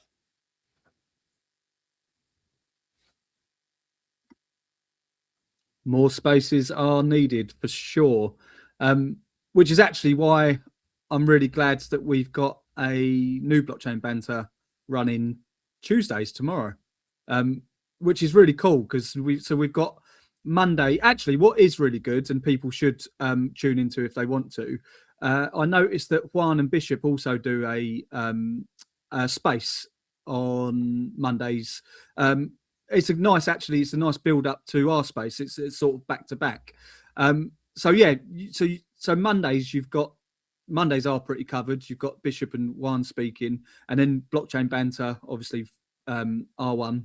So now Tuesday we're going to have CryptoPumpz, and we're going to have Quick Crypto as well, that are going to be doing a Tuesday blockchain banter. And then obviously on Wednesday we have Kara, and we've got Juan again doing blockchain banter for that. So we've got 3 days of blockchain banter, which is awesome. Mostly focused on Kaspa as well, but we do like to talk about anything, but obviously mostly Kaspa, because we love Kaspa. So we're not scared to show our bias. And so yeah, I think it's really good that more spaces are growing. But I genuinely would love to see, even if they're not blockchain banter spaces, I would love to see more and more spaces about Kaspa being spread out across X, because it's something that is fairly easy to do. It may be a bit time consuming, but you don't need to go on for ages and ages. Actually, I remember when we first set up blockchain banter, Levendi, and I remember you saying we should probably run it for about an hour, hour and a half. And I was like, who the hell is going to listen to us speak for an hour and a half? Because I wouldn't. I'd get bored and I'd leave. But no, we've done shows. I mean, last one was our world record with Rory coming up to tell us all about Warp Core. And we went on for, what was it, 4 hours, 4.5? It was or 3.5. I can't remember. It was something insane. Something that I would never ever have imagined we'd be speaking for like that length of time. But no, it's really cool, and it's good to see that we have actual engagement as well. People genuinely want to listen to these spaces, which is amazing. So yeah, people should definitely do more spaces, because there are some incredible builders out there that would also love to get their names out there. And it's really cool to see a stage full of these builders in the ecosystem now. I think that's great. Absolutely, I couldn't agree more. You mentioned Kaspa KII there. You guys are up on stage. I assume that's Rory. You're done with your dinner, mate. Good to have you back on stage. You said something just now in a Blockchain Banter community chat on X about you need to get Fireblocks and Copper set up on Kaspa for custody management for stablecoins. Do you want to expand a little bit on that?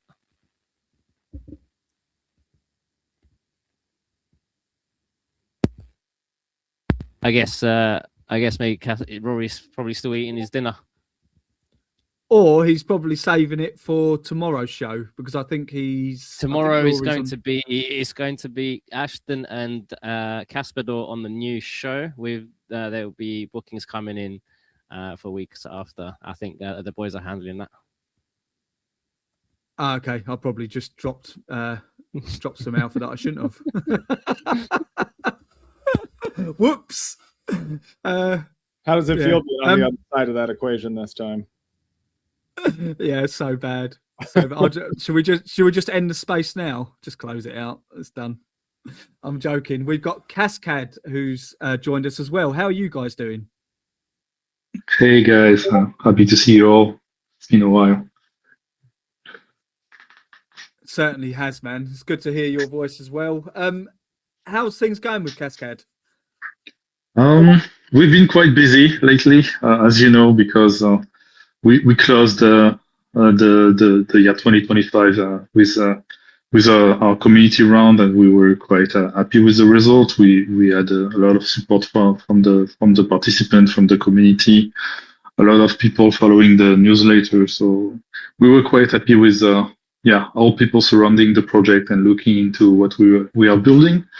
And now I must say that I'm super thrilled to see Ashton taking on the role of head of business development for Hydra, because like he said, I think a lot of us builders are deeply into our own project and minding our own business literally.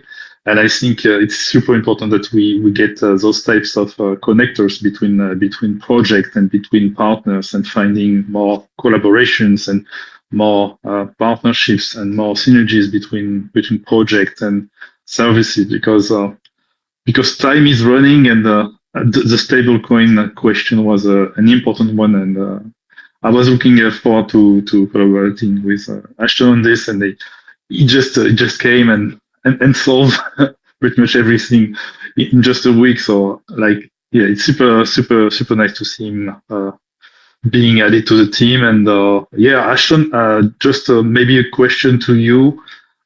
Maybe we should sync up regarding Tangent, because I've also initiated some conversation with them for Hydra and for Cascade, and maybe we should combine and compile our efforts and point to the same direction. I think it could be more efficient at this point. Up to you, of course, but that's some type of things that we could try. Yeah, absolutely. No problem doing that at all. I didn't know you guys were doing that already, and that's kind of the transition period with this, right? I definitely am one to just do something and ask for forgiveness, not permission. So I kind of just run with things and see what happens. But yeah, I've got that's great. That's great. I got a meeting with them tomorrow, and I think probably best I just keep that, go through it, and then come back and chat. So I'll hit you up in the chat tomorrow after the meeting and awesome. where things are at. All right, that's cool. Great, and yeah, happy to see that Pavel is moving forward with Agra, and the documentation is live, and now we are hearing about testnet v2 on Galleon. So yeah, this is super exciting, and this is something I forwarded to our own devs. So yeah, we are following everything that's happening. You too, Zilus, really interested in that feature. So yeah, a lot of good stuff. Electricity is in the air, I would say. Yeah, one other thing for you, Jack, is that other meeting I have tomorrow is highly relevant to what you and I were talking about just a few days ago. So we'll have a couple things to talk about tomorrow. Okay, great. I really do think 2026 is going to be. Well, to be fair, 2025 was a big year for Kaspa. Like I think we tend to not see how big it was because of price, and again, that's just one metric. But when you actually look at what's been developed, it's unbelievable. And 2026, I think, is just going to be huge. I really do. Kaspa's network keeps getting better and better, and the ecosystem as a whole keeps getting better and better. But I do mirror Jack's sentiment there for you, Ashton, as well. I personally am really happy to see you be BD for IGRA as well, because I think you're extremely good at it. But I do think it is something that is extremely important. You can have the absolute best. Well, it is sort of like Kaspa. You've got the best tech in the world, but actually a lot of people don't know about it.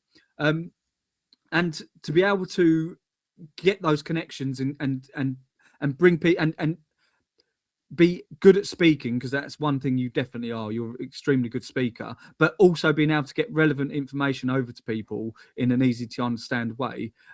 You've also got a very good gift for that as well. So I think it's a really good team up between you and IGRA. So yeah, I think that's a really good thing.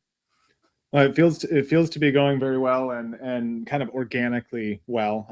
But yeah, I appreciate the confidence. I mean, I just feel grateful to be included. I remember 2 years ago, I was some random Kaspa miner that fell in love with Kas and was like, how the hell do I get more involved and do something? And it's like destiny, these type of fate type things. So it feels good. I love doing it. Like I said, this first week of or first week and a half, whatever, of 2026 has been kind of a renewed excitement and passion for what we're all doing here. And it's definitely not. I mean, there would be nothing to talk about without these awesome engineers and strategists and folks that are making the network itself. I can build a little front end and make it kind of pretty, and then everyone will ask me when dark mode, but I couldn't do any of this. I just get the luxury of talking about it. So I'm just grateful to be here. I love it, man. I can see I've just caught a message saying Wolfie's pretty much fallen asleep. But again, people like Wolf, businesses that are genuinely accepting Kas as payment, I think they're fantastic, and I'd love to see more of that. Wolf, if you're still with us in the land of the living, you're still here. Good. Yes, just. But again, it's really exciting. This is why I do think 2026 is going to be massive, and I think it's going to be a massive explosion, not just for Kaspa Layer 1, but for the ecosystem as a whole, because even you're looking now at franchising over to and get a Wolfie's bar in South Africa. Now, people in London know about Kaspa, obviously not everyone, but people that walk past your bar know about Kaspa because of Wolfie's bar and being able to transact with it. And you've had lots and lots of events there as well, which is fantastic. Now you're going to get that exposure in South Africa. And I think South Africans may lean more towards crypto than a lot of UK people do.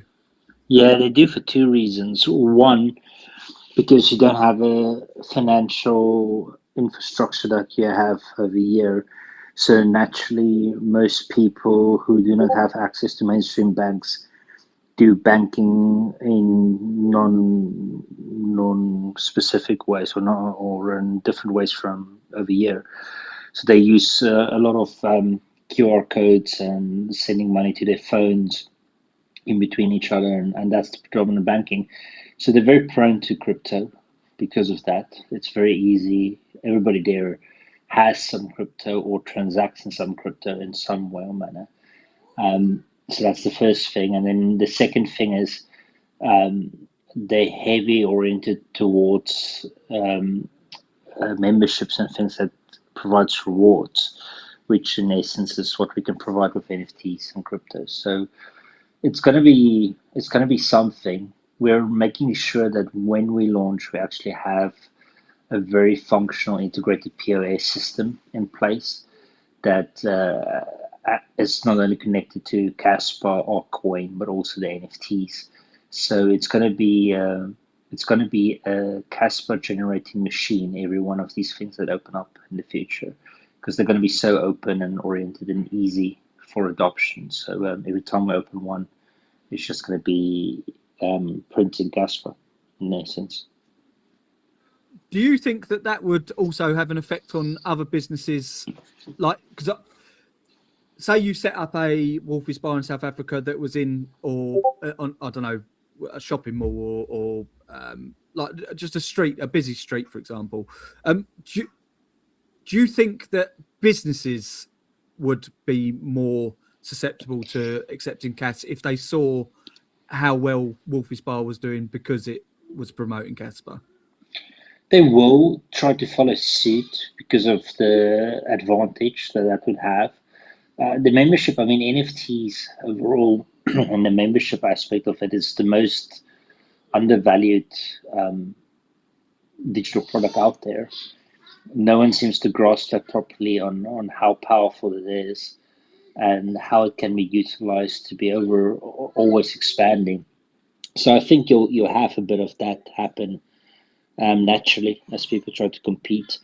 But also the way we're doing things is we're not just bolting these things on. We are, and I talked to Levendi about this a lot. It's like we're a restaurant and things, but we actually do quite a bit of tech development in the background to be able to do these things. So once that's developed, the POS system integration, that aspect would naturally cause mass adoption anyway, because people will be able to use it seamlessly. They'll be able to onboard easily.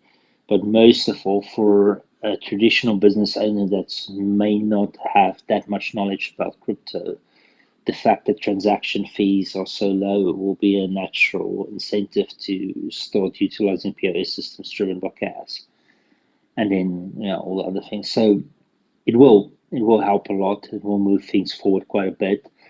And then if you enforce a bit of intelligence in regards to when we do that, and what I mean by that is not only have the POS system and the customer integration in regards to receiving Kaspa, but actually negotiating with our suppliers to also accept Kaspa, you can create the economy.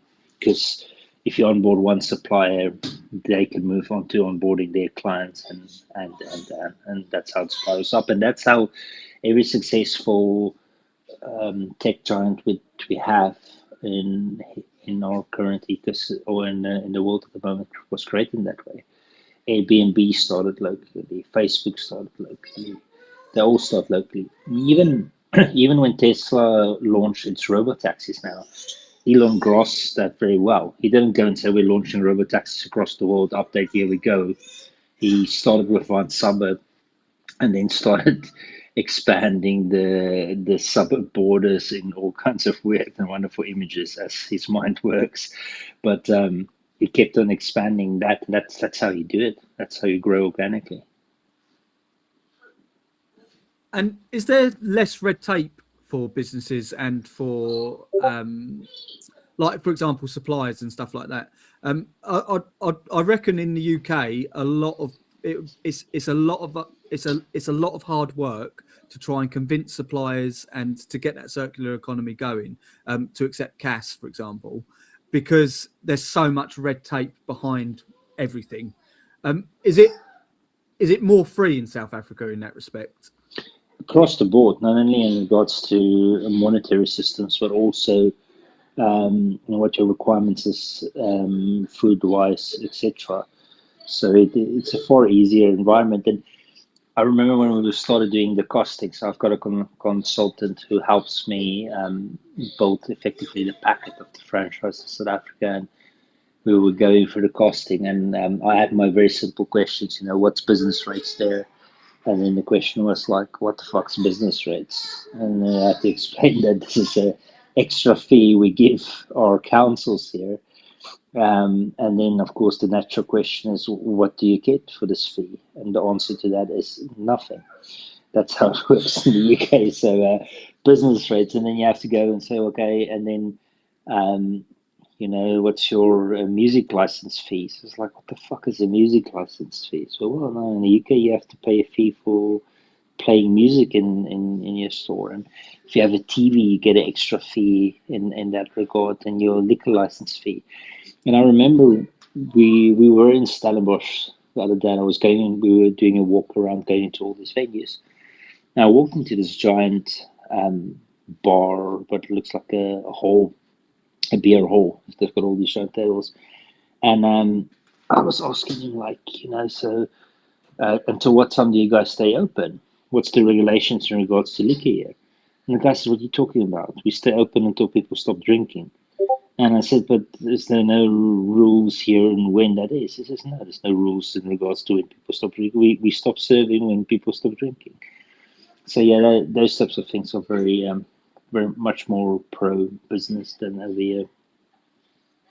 It'd be a lot easier to get CAS economy going there for sure. I can see Kaspa KI's got their hand up. I'm assuming that's Rory behind there. Hi guys. Yeah, it is. I was listening in whilst on a Zoom call, which was extremely boring. So it was much more interesting listening to you guys. I just made a comment on the blockchain banter group chat, just about you were talking about stable coins and those sorts of things, and I mentioned Fireblocks and Copper, and I just wanted to just very quickly go through why that's important and why that integration matters. And it matters for more than stable coins. It also matters for other exchanges to integrate Kaspa into their ecosystem. We're aware of several exchanges who really want to list Kaspa, but they can't because Fireblocks don't currently support it. It was on their to-do list, like last year. They said we'll get around to it at some point. But I'll very quickly just explain what they are. Fireblocks is a custody platform, and Copper is an institutional custody provider. And why these matter for stablecoin integration. So for any stablecoin to achieve meaningful adoption, it needs to be accessible where the money actually lives, and institutional money lives inside custody infrastructure. So what Fireblocks does is they provide a secure type of wallet infrastructure for institutions, and basically institutions won't touch assets that they can't custody through their existing security stacks. And Fireblocks, it's called MPC/CMP architecture, is the default for funds, market makers, and exchanges. So a lot of stablecoin minting and redemption workflows need programmable approval chains, and treasury operations require a lot of multi-party sign-offs that Fireblocks handles natively. So I think there's about 2,000 institutions are already connected into the Fireblocks network, and Kaspa stablecoin integration into something like Fireblocks means instant access to that liquidity network without each individual counterparty needing to independently support CAS. So that's Fireblocks. Copper have a thing called Clearloop, and Clearloop lets institutions trade on exchanges without pre-funding. So for stablecoin liquidity provision and arbitrage, which is really important for the maintenance of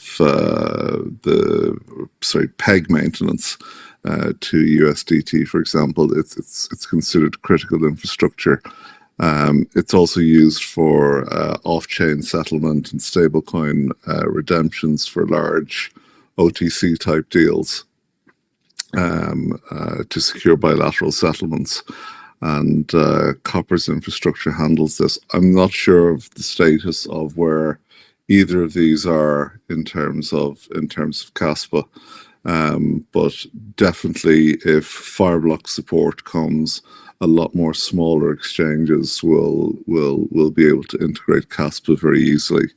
So effectively, the practical reality for stable coins without Fireblocks and Copper integration is that a stable coin would be limited to retail wallets, any native Kaspa DeFi, which doesn't really exist just yet, and then smaller exchanges who are willing to do the direct integration because they understand what Kaspa is and that it has very bright future forward. So with Fireblocks and Copper, maybe this is something that the community can work on, is to try and get their attention to show how strong the Kaspa community actually is. Because with the Fireblocks and Copper integration, and there are some others, with them you get market makers who can actually provide liquidity. You get institutional access to institutional treasury operations, which is important for companies like USDT or for Tether, and you get additional exchange listings that matter because they're very much reliant on Fireblocks for their custody management, and it'll also assist a lot of fiat on and off ramp partnerships because they just won't integrate without compliant custody. So I just wanted to add that to the stablecoin discussion because that's a very important aspect that is currently lacking, and that we need to do something about. So that's all I just wanted to add, just to give a little bit of context as to why stablecoins might be a little bit slow, just coming on board at the moment. So with Fireblocks and Copper, for example, is that something they'd have to integrate Kaspa into their infrastructure to be able to then offer stable coins out to a larger audience or a more institutions level style? Yeah, it's the typical path that's required. You need a major custody provider, and it's a major regulatory requirement. But that should, if Fireblocks integration happens, that will definitely unlock a lot of exchanges and stablecoin issuer conversations. They can be very, very meaningful conversations at that point. And would there be a cost to that, I'm assuming? I'm not quite sure. I know Wolfie, the other Wolfie, the US-based Wolfie, has been having conversations with them in the past, but I'm not sure what the current status is directly with them. There are other custody providers out there, of course, but they're the major ones, and they're the major ones that matter. So it's certainly worth making noise as a community, at least. Absolutely. To show that Kaspa is actually a big community. Well, we got a big community behind it anyway. Yeah. In what kind of form? On X or also on other platforms, or anything you can think of to get their attention. Yeah, okay. It's not that they're unaware of Kaspa. It's just the impression I get they have a little bit of a laissez-faire attitude towards it. It's we'll get around to it when we get around to it. Yeah, clear. Now everybody, you hear what are you saying? Make some noise, positive in a positive way, of course. Yeah, I think that would help. Yeah. So I just wanted to add that for some context. It's also they also have a lot of relationships with prime brokerages, and that's the bridge between TradFi credit relationships and crypto custody. So that's where you actually get the big fiat exchanges being converted into crypto, and the stablecoin issuers need these types of custody rails for reserve management.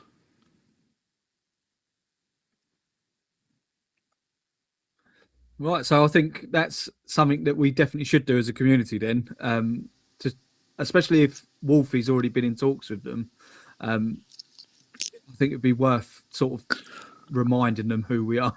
Aren't they going also to events like tokenized? So maybe with the KF that we can also rent a booth and just go there again, and maybe just show them that Kaspa is in places. I'm not sure at what type of events that is, and if they are doing stuff like that.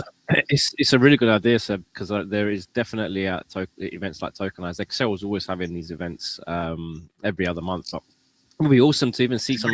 We spoke last week about Kaspa KAI related events as well, right? So maybe we can have a chat in the background and pursue such things and get a bigger presence around such events and spread the word and what we need doing and who to bring in. Yeah, absolutely. I think that would be very helpful.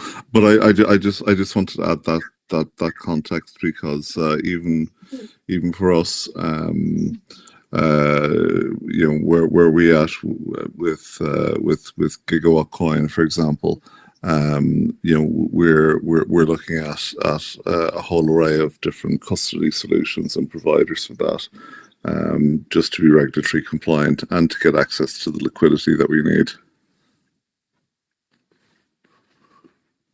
Oh yeah, so that makes sense actually, because Gigawatt Coin's obviously going to be your stable coin, but you're still going to have to go through the same compliance as because I know that your stable coin's backed by different assets than just treasury, but USDT, for example, is mostly made up of treasury bonds, isn't it?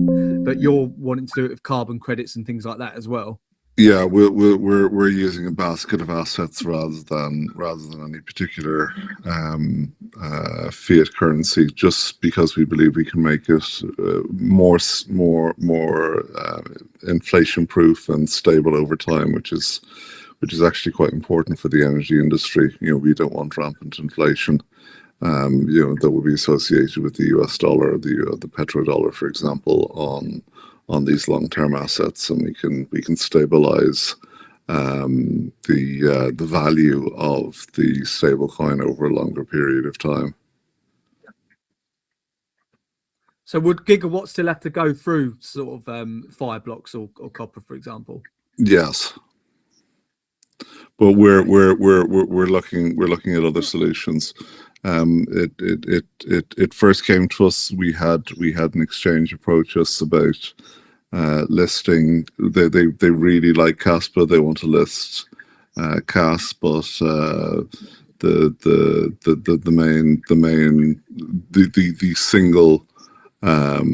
the single roadblock for them was all of their custody management goes through Fireblocks. Right, that's definitely something we need to get on. Get on then. If we could get Fireblocks, I'd assume Yeah, it you, would you really you'll help. you'll definitely have some more exchanges come on board for with that for sure. It'll make it a lot easier for stablecoin issuers to onboard to Kaspa as well. Would that be a potential reason for Binance, for example, not listing? Could well be. I don't know what the relationship is with them, but I would suspect that could be part of the issue. I wouldn't want to be quoted on it because I simply don't know. Yeah, fair enough. Yeah, well, that's another thing that the community can do then is try and respectfully get Fireblocks' attention and Copper. Yeah, it's the MPC in their product name stands from multi-party computation custody technology. So they need to be able to ensure the money, to have the audit trails, and then the ability to split private keys amongst multiple executives and things like that. And it's something that you wouldn't really use a standard Casa or a Tangent wallet to really do. Yeah, fair enough. Yeah, I think a lot of institutions would be quite scared if they had everything on one Tangent, for example. But yeah. Yeah, I think once Kaspa is supported by Fireblocks and Copper, adding CAS or KRC20 tokens, or anything else associated with the CAS ecosystem, just becomes a fairly simple plug and play operation for exchanges, and it should definitely significantly speed up listings and liquidity. Awesome. I think Levendi has put. Oh no, that's on. Oh yeah, in the community. Yeah. CryptoPumpz is a legend. He dropped it in our chat, and then I just quickly dropped it in the community chat that we have here on X. Highlighted your message that you sent in there as well. So if you're in the Blockchain Banter community chat, there you got the ats of Fireblocks and Copper HQ. Yeah, I think one of the issues is that Kaspa may actually be too fast for these guys. Really? There's no way. Why would that be a problem for them? Well, some of the stuff that they do is they do off-chain settlements, so they don't want to always transact everything on-chain for every trade, for privacy, and then some speed requirements for high-frequency volumes. So it may be. It may be that Kaspa is actually literally too fast for them. Oh, love it. But that's only just a guess on my part. But definitely I'm sure it might factor into the particularly Copper's off-chain settlement approach. Rory, can you imagine when we get 100 BPS what that will do to them? Yeah. So you may not get the ultimate speed. They may choose to operate at a much slower speed initially, and then build it up over time. But just so you know, fire. So I keep calling them fire bricks, but it's Fireblocks. But yeah, that's just something I just thought I'd raise, and hopefully the community can just make a little bit of noise about that, and get them to speed up a little bit.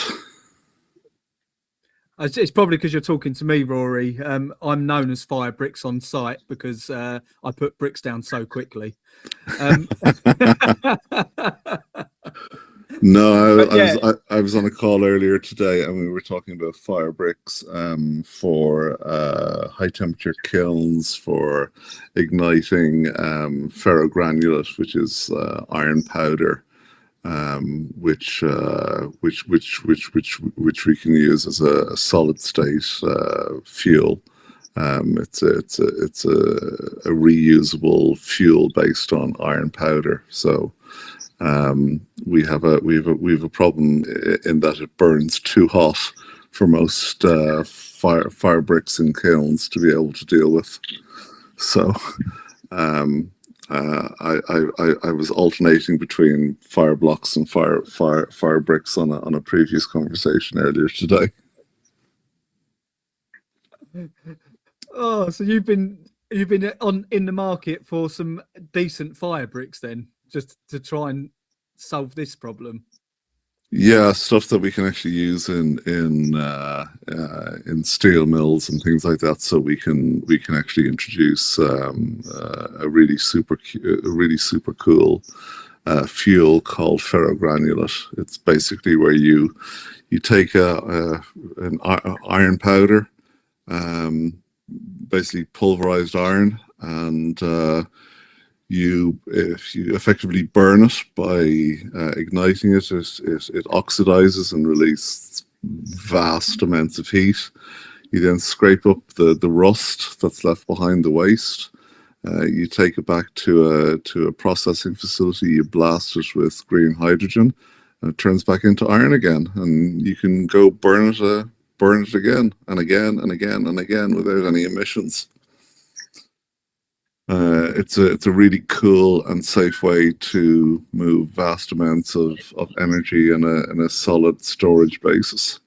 So instead of moving green hydrogen or ammonia in tankers or through pipelines, you can just pack iron powder, which is completely inert, into the back of a lorry, and bring it to a steel mill or an aluminium smelter, and basically let it rust, and it releases vast amounts of heat. It's something pretty cool. That's mad. Is this quite a new form of energy? Yeah, it's been known about for a long time, but you need hydrogen, which is expensive, to be able to do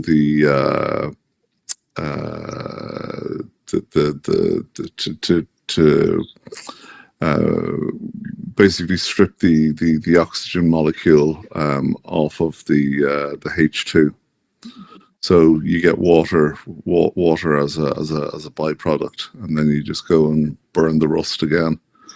So I wrote a book about it called Rust and Recharge. It's just a safe way of moving huge amounts of energy around in the back of lorries that just carry pulverized iron. It's a super high efficient way of transporting energy. See, and who said blockchain banter is only about Kaspa? I think we've all learned something new here today. But that's really cool. That is and like you said, hydrogen. Not many people. I assume just moving hydrogen is an absolute headache, like for administration and things like that. It tends to go kaboom very easily, and you have to cryogenically cool it dramatically to make it liquid, or turn it into ammonia, which is already liquid, to move it. But by using iron powder or ferrogranulate, as we call it, it's much easier and safer to move it. You can move thousands and thousands of tons of it in shipping containers or just cargo ships very easily, instead of instead of transporting or converting LNG ships for hydrogen. It's just a different way of doing it. But it's something that we're actually using. We'll be using Kaspa to manage logistics around it and quality management and those sorts of things. So it'll be fun, because we also have to show proof of origin of the carbon aspects related to the green hydrogen and those sorts of things. So Kaspa will be, because it's a new product and a new market, Kaspa will be the default mechanism for trading in it. And actually, as it happens, there's already there's a test facility in the Netherlands right now. A brewery in the Netherlands are actually using the technology. This is a small test bed where they're actually using it as part of the brewing process. What they're using this this copper? Sorry, not copper. The iron powder for the heat requirements in the brewing process. So it all comes back to beer. It always does. The most important thing. Yeah. But no, I mean, that's really cool. So with Kaspa, then, if this was, so I'm sorry, I'm just trying to work out how you'd integrate Kaspa to that particular field. So you'd have to get. I'm trying to think of the word. I know when, or I think I know when energy's made, or it has to be certified that it is the correct amount of energy, or yeah. So there's carbon certificates associated with the production of the energy. That is, so that needs to be recorded. The amount of energy that was produced. The amount of energy that went into producing the green hydrogen, the amount of green hydrogen that was produced, the certification and quality of the hydrogen, the logistics of how that hydrogen then moved. Then when a shipment of iron powder is moved, obviously it's an extremely, although it's only just iron, it's still an extreme, because of how it's produced. It requires a lot of traceability. So we have to be able to prove every step of the supply chain and everywhere that everywhere the product is being. So we have to have full end-to-end transparency on where everything came from and what it was used for. Particularly when it comes to these carbon abatement mechanisms that the EU are imposing upon big industries like steel and cement and those type of large energy-intensive industries. All carbon has to be accounted for. So hence, Gigawatt Coin has the carbon element built in, so the carbon accounting becomes a lot easier. Because it's actually built into the stablecoin itself. So cool. I'm really looking forward to the future. I'm sort of not, but I am as well. The only reason I'm sort of not is because the direction certainly the UK is going in scares the shit out of me. But certainly this side of the equation is exciting. Yeah. Yeah. So just to put it out there, if we can get Fireblocks and Copper to start supporting Kaspa, that would be great, because most institutions' internal compliance just completely forbids them from using basic hot wallets. It's just a complete no-no. So they have to use custody providers. Yeah, that's a fair point, and that should be on our to-do list then. Levendi's already put the ats in the Blockchain Banter community. So yeah, if you go there, you can sort of, I don't know, make some noise about Kaspa, but do it annoy them a little bit. Yeah, poke the bear a little bit, but don't go for the throat quite yet. Just poke the bear. do it in a respectful way. Yeah, I think the Kaspa community is strong enough, but they certainly are aware of Kaspa's existence. So it's just a matter of just pushing them a little bit to actually go and do a little bit of work. Yeah, these people love the when question. So just maybe just put Fireblocks when Kaspa. That might work. At least get the ball rolling anyway. Yeah, I think it would be helpful. But I just wanted to just add that just to the stablecoin discussion that you were having earlier, because it's something that's quite important. I appreciate that, Rory. Thank you. All right, thanks, guys. Cheers. Levendi. Yo. Do we have anyone else? Yeah. Well, we've got Ashton has one final thing to touch on. Ashton, let me pass the mic on over to you before Chris starts passing out. Yeah, I appreciate you. I noticed Paul G came up on stage though. I'm not sure we ever heard from him. You want to give him a couple minutes here, see if he's got a question first? Sure, Paul G. Welcome on stage, man. You have a question, or did you fat finger the mic?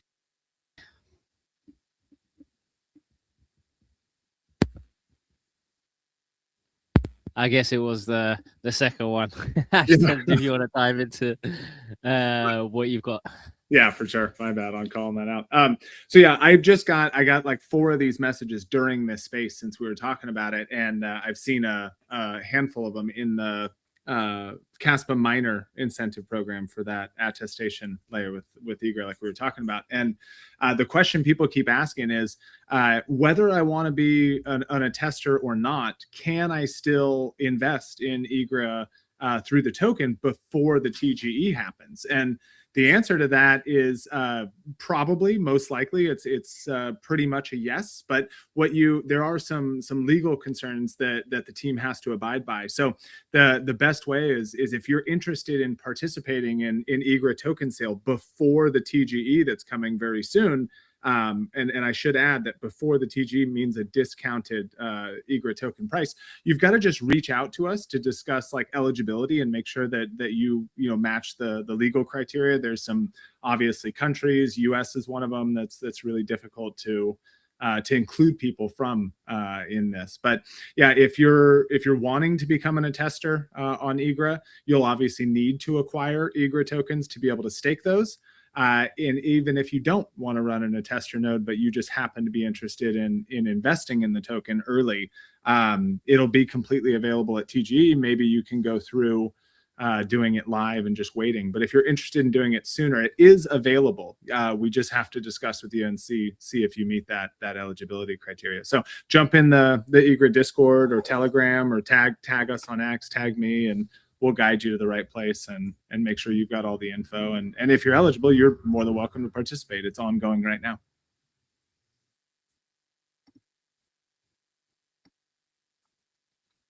Awesome.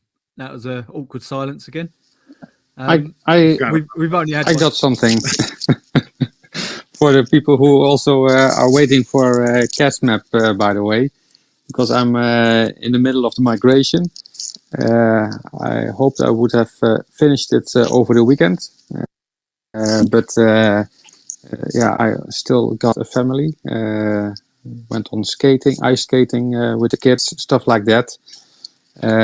So yeah, that was my priority this weekend, and I also had some issue that took me 7 hours to repair it. So yeah, stuff happened, but I'm very busy working on it, and it's a matter of days. So that's my short update. Matter of days, though. That's exciting. Yeah, I cannot wait myself, and my wife cannot. The same. She will be happy once this is over, because this is taking all my free time, aside from the moments that I prioritize my family, but otherwise all my time goes into this project. So yeah, I would have thought she'd like the peace and quiet. No, no. For some reason, she likes to have me around. So it's strange, but it's true. That's never a bad thing, Seb. That's a good Yeah. thing. But no, certainly looking forward to it. Hopefully, we could get an update of from you on next Blockchain Banter. Yeah. I know you said possibly a couple of days, but hopefully by next Blockchain Banter it's been out and has been working, and we can go through that as well. Yeah, it should be. It should be. If I have some time, if my work doesn't block things, so if I can make enough free time, this will work. Yeah. No, I totally appreciate that, Seb. Thank you. Yeah, you're welcome. Awesome. Anyone else up here want to have a go? Because I am falling asleep, but you're more than welcome to talk. Oh, by the way, again, I just want to make take this opportunity to again promote the Kaspa. Let me see. There were like 170 or something. 70. Let me see. Kaspa 173 registrations at this moment. So it's going well. I thought I saw Merlin earlier. I'm not sure if he's still here. I don't see him right now. Anyways, I think it's good to once again say that you can earn up to, or at least there is a prize pool of 200,000 cash. Even if you are not that experienced, you can still vibe code your way into the prizes. There are several categories. Also a best beginner project. Another is the best UX UI. The most creative use of Kaspa. Best real world applications. The community favor. So even if it's very ugly looking, but people and it doesn't work, but if people like it, you can still win. But of course, there will also be looked at the more professional projects. Also, they got the category payments and commerce. That's one. Another one is gaming and interactive. And there is one other that is, let me see, real-time data.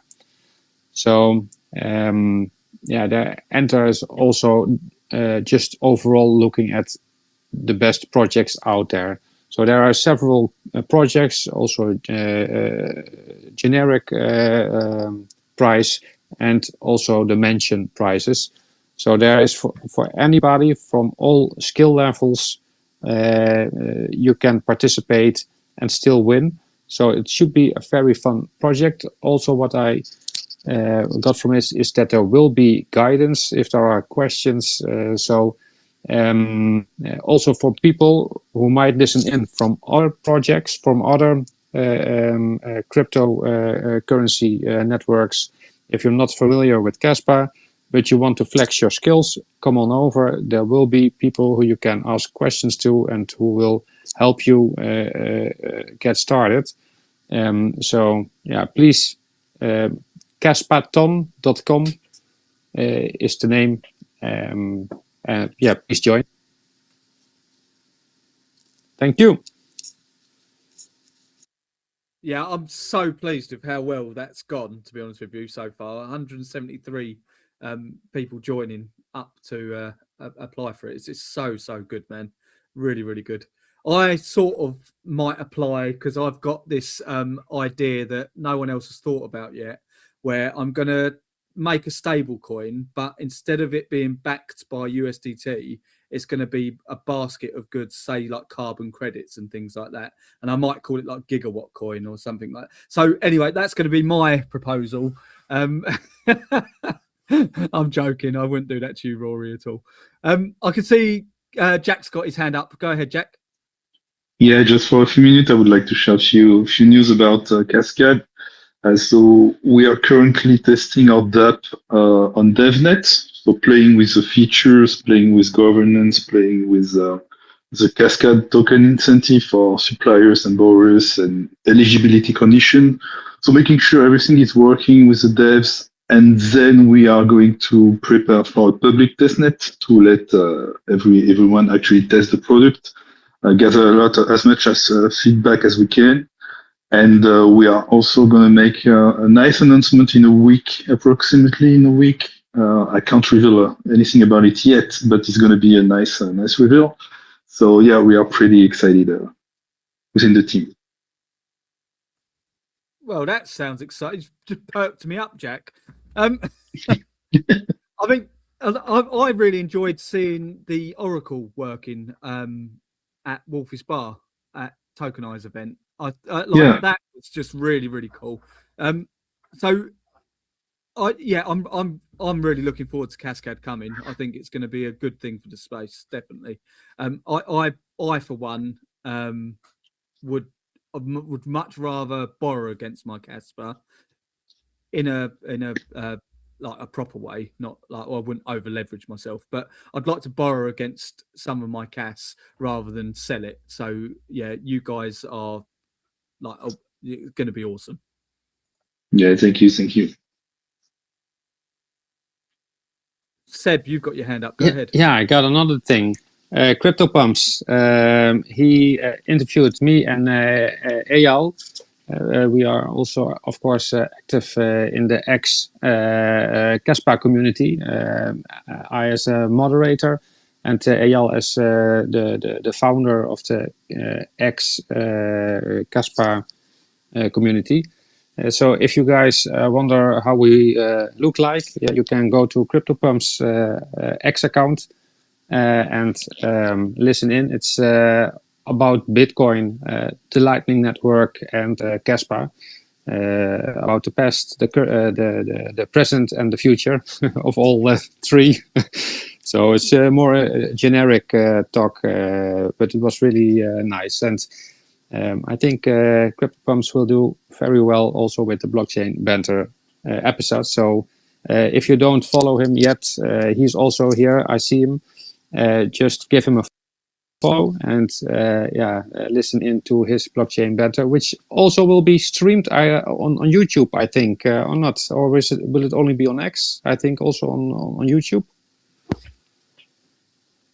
Yeah, I think he will do it on YouTube as well. He's actually, because he always does it for, or quite often does it for us on this blockchain banter. He live streams it to his YouTube channel, and at the moment on X, I think it's over 158 listeners at the moment, which is insane, absolutely insane. So yeah, Cryptopumpz is just awesome. He's incredible for the space because, again, he's a very genuine guy. I really do like genuine people, and he definitely is one of them. And yeah, he always shows up. He's always there, shows up, and gets on with it. And yeah, so I'm really looking forward to tomorrow's show for him as well. But certainly, I didn't know that you had a interview with him, so I'll definitely look that up and watch that. Yeah, and for the people who don't know, Cryptopumpz, he also is the guy who made sure that the Kaspa event experience in Berlin was broadcasted, both live and that you can look it back. So he has been really instrumental in doing that. So that's I'm very happy he did that. I'm not sure why, but he just turned up and just broadcasted everything, and it really gave extra value because there were about 200 people, I think, in Berlin. It was a very nice, great day over there, but so many people worldwide have been able to watch it through YouTube. So once again, Cryptopumpz, thank you for all your efforts that you have been putting in and making that happen. He really has, and again, like you said, Seb, he showed up to the Berlin event because obviously he wanted to go to the Berlin event, but then just did take it upon himself to start filming things and really even getting some of the talks live on X for people who couldn't make it to the Berlin event to get the experience there live with the speakers. It was and he didn't need to do that at all. He really didn't need to do that at all, but he wanted to, and that's what I mean. He always shows up and just does it. And I've yeah, mad respect for CryptoPumpz. He's a top lad. And if you're not following his YouTube channel, do, because it helps him as well. I'm not sure if, because I think both of your hands are stuck up, Seb and Jack. I'm assuming that it's just a stuck up hand. No, you're stuck up, Chris. What are you talking about? I guess the stuck up? No chance.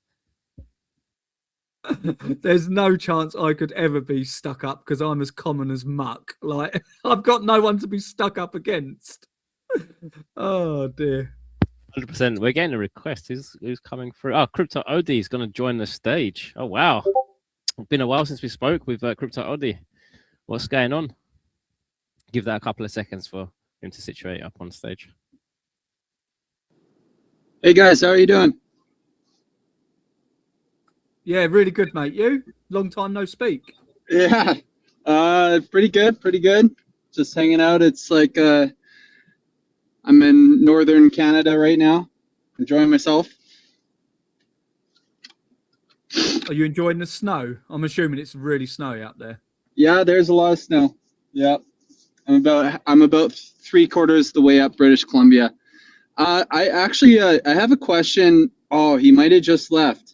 Well, it was for Kaspa. It was for Kaspa Key. I'm kind of genuinely interested in getting an idea of exactly the companies that Kaspa Key is going towards, who is saying Kaspa is going to be a great, a great substitute, which will be advantageous for energy trade, and finding out which programs that they use for their trade. But you know what I mean? So us as a community could actually dig into the weaknesses of the conventional programs that they're using. Do you guys know anything about that? I mean, I wouldn't have a clue what they were doing, because it was the news to us as well. Literally, Rory just dropped the message in the chat, and then we just started discussing it as he came through to the show earlier. But we tagged them there in the community. So I think the generic thing now for for us to do is to approach them and see what they do, how they can get involved, and show them that Kaspa is the tech they need to be working on. Yeah, because I'm just genuinely wanting to do my own kind of deep dive. I don't know, maybe make a couple more calculators or something like that. I don't know, to at least show how something exciting to me is the idea of like places that have no trust between them that need to trade energy. Like, let's say China to like Europe, or Russia to other places, and or Russia to Europe as well, and being like, if there's arbitrage opportunities, and I wonder if they use a third party. I was just going to ask them questions like that. But anyway, let's get done with the boring stuff. There's better news here. There's a Jonathan Sopolinsky movie coming out, an action movie, and you can see the trailer on my page. I have 2 trailers. So that's a little announcement there. Nice, man. Is that the little AI mini movies you've been making over the last few months? No, not AI mini movies. Which ones? Have I made other AI mini movies? Yeah, no. like the AI content that comes through, right? With or is it just full edit 100%. What I mean by AI is like the subtitle usage, flicking through scenes where you've gone deep in these videos. Oh no. That okay, yeah, that's those are more informative / entertaining dispersal of information, or type of like, hey, this is what it's all about, it's a big picture. This is genuinely a project which is a Jonathan Sopolinsky action movie, and it's totally not serious and it's for fun, but it's gonna be, it's there's some trailers on my page, and it's gonna be pretty fun. It might be actually like a season, like 7 episodes, and because of the way that AI is going right now, the capability to make a, let's say 80% ready series to go on Netflix, or like obviously not 100%, but it depends how artistic you are. You know, it depends how well you can command these tools and stuff like that. But so far there's a couple trailers that I put out there, and anyway, check it out. It's pretty funny. He kind of seems like Goku. It's a good time. Sweet. Just to clarify, you're making them through AI, right? The prior things make videos, but cool. This one, yeah. Cool. No, I was just asking because it's I think I saw one or a little clip of an AI rendition. CryptoPumpz is doing a warm up 5 minutes before BP. I'm not sure if it was one of yours that he had on there, but it was pretty funny, man. It made me laugh. There was also the sorry, the commercial. Yeah. There was that. That was so hilarious. It always puts a smile on my face. Okay, wait. I don't know if that one was mine. I have like a really lame commercial that's kind of like a boomer commercial that came out, and it was, but was that?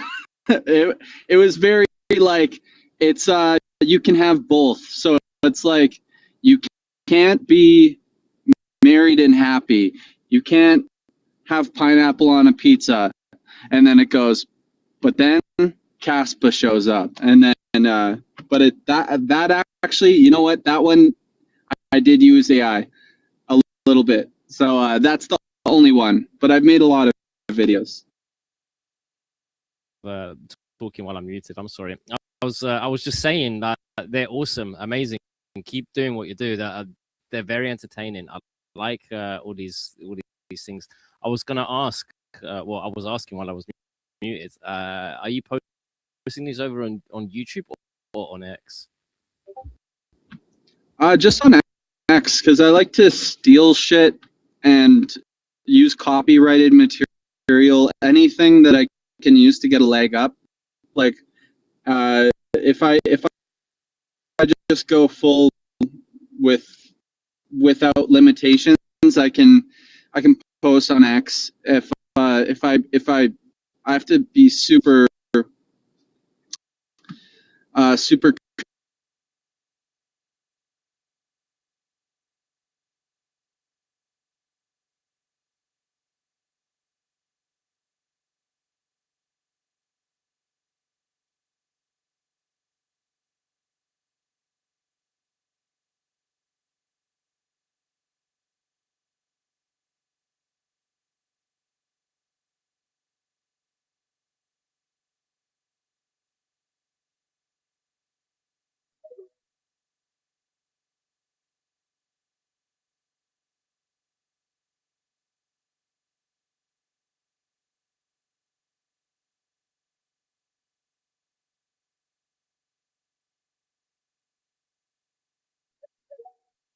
A day, sorry, just to chill and stuff. So it'd be awesome to watch little mini movie series like these. Oh well, yeah. This thing isn't going to come out for this thing's not going to come out for at least a year and a half.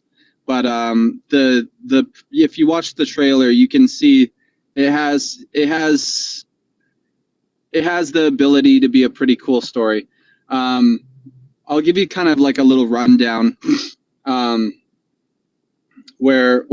you know what? The trailer gives you enough of the rundown. But there's going to be kind of figureheads sprinkled throughout. You'll see Vitalik Verbutin, or whatever, however you say his name. You'll see Do Kwon. You'll see Hoskinson.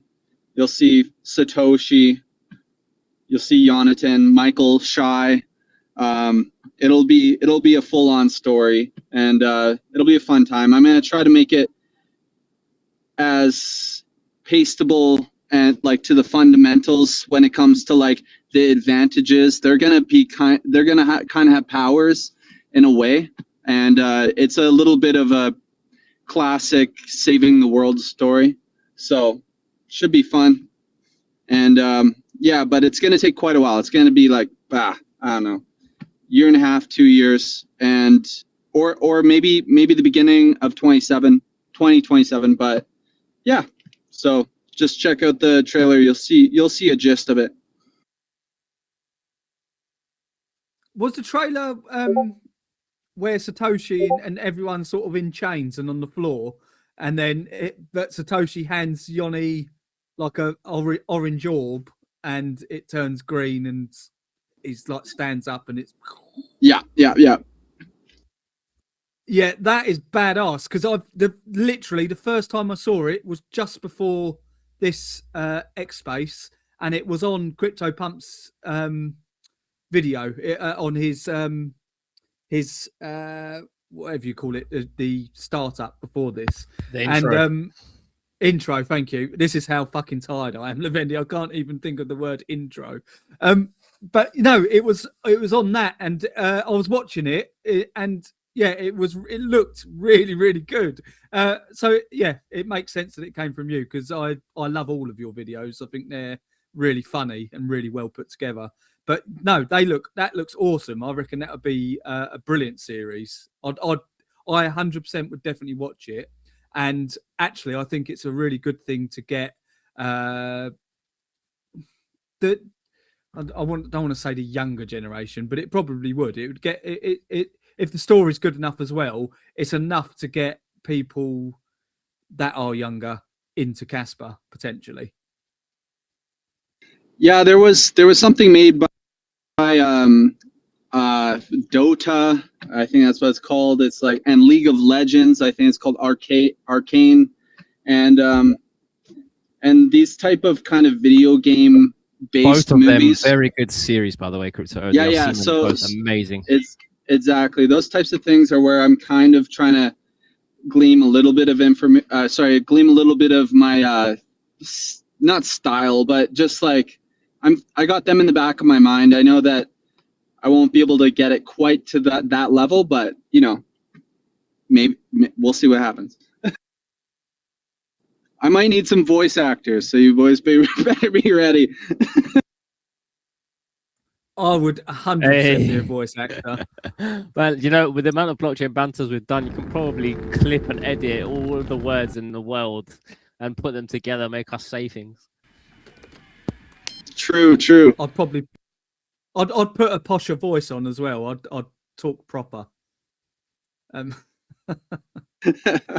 Nice.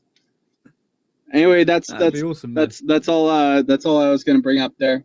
So, if you guys have a way into talking with Kaspa Key, I haven't tried to message him, but I have a feeling that he's not that he has a pretty full inbox. But see if he can quickly drop like an AI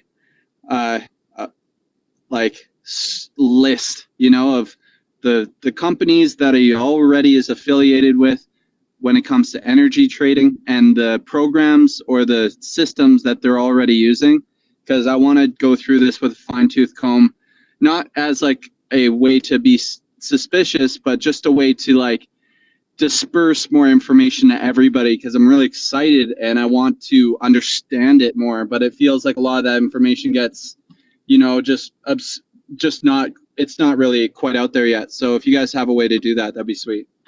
Well, you're in the Blockchain Banter community chat. They Rory legit dropped that in there. Tag the message they dropped and ask questions.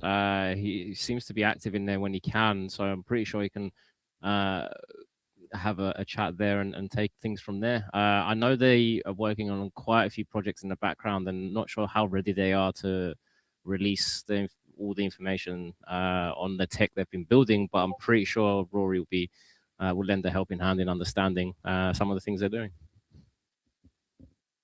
Yeah, it's actually not even so much what they've been building. It's just what we're replacing. And because if you're replacing something that, if it's finding those opportunities, that's the really cool part about Kaspa. And I have this suspicion that if I want to be involved with trying to put Kaspa into energy trading, because I work as an electrician myself. I understand how grids and energy trade is very complicated, but as soon as you add untrusting parties into something that is like that, that's when it gets very exciting for Kaspa, I think, where it works as a perfect middleman with instant settlement and stuff like that. And I just want to be a part of it and start digging, because once I start figuring out, I'll try my best to disperse the information. Yeah, fair enough. I think, to be honest with you, I think there's a lot of stuff out there already about people that are, I don't want to say that they're working with, but that are, I don't know what the right word is, because I don't want to say that they're directly working with these companies and stuff like that. But if you look at Desert Energy, they're DII, they're closely affiliated with them at least, and have a lot of talks that promote Kaspa to a lot of these big energy companies. And I think, is it Zeta? I think there is one of their energy trading platforms. I may be completely wrong with that, ZETA, but that's another something closely aligned with them anyway. But yeah, Kaspa KI, they deal with a lot of business, energy businesses anyway, and yeah. Chris, yeah, I think it's time to end the show, man. We've come a very long way again today. We're coming up to almost 4 hours again, 3 hours. Sorry, yeah, 3 hours. Cryptoldy, thank you. Appreciate you coming up here. Safe driving, bro. I heard you, the road, the familiar sound of the road in the back of your mic there. So safe driving, man. But it's the perfect time for us to drop off, I think. Chris, what do you reckon? Yeah, I'm knackered. My brain's not working. But, so yes. Sweet. Well, with that said, I just want to say one last thing before we end the show. Crumpet Media is very, very close to being released on mainnet beta. We're really, really, really close. That means we are round the corner from having what I think has been the best part of 11 months waiting to publish on mainnet. Correct me if I'm wrong. I'm a bit tired now, Chris. My number's a bit off, but I think it's been that long. I've been waiting to publish, man, and to write long articles. I know people on the timeline be tagging me, asking me things, and what do you think of this? What do you think of that? I've just been biding my time to write, man. So I can't wait.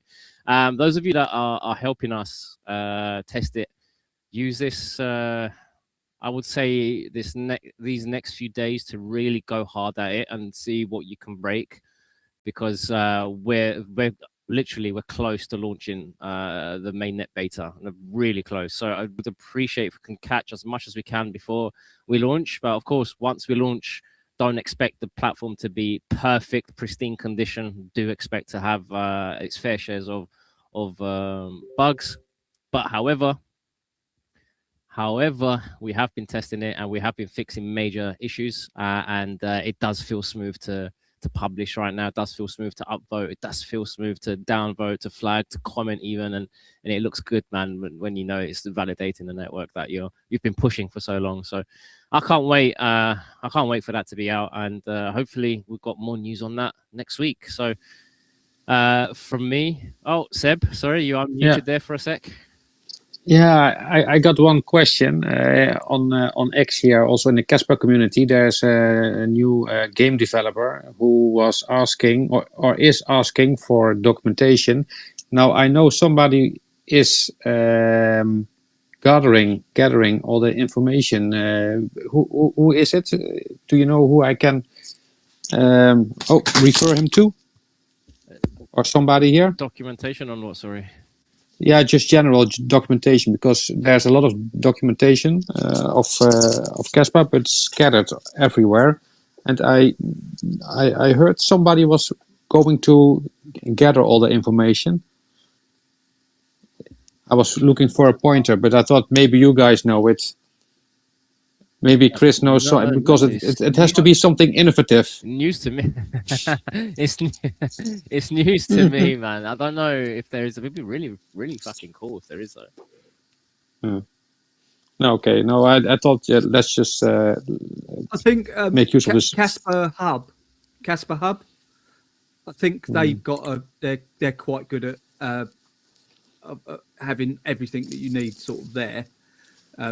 But it's Kaspa.org obviously, but yeah, that's this is their sort of it is a thing. We really need to have all this information together. Kaspa, you know, doesn't Kaspa host most of where all of this information, or is it who's building? Or was it Jonathan himself who was going to make an extra effort? I'm pretty sure Kaspa built something like this, no?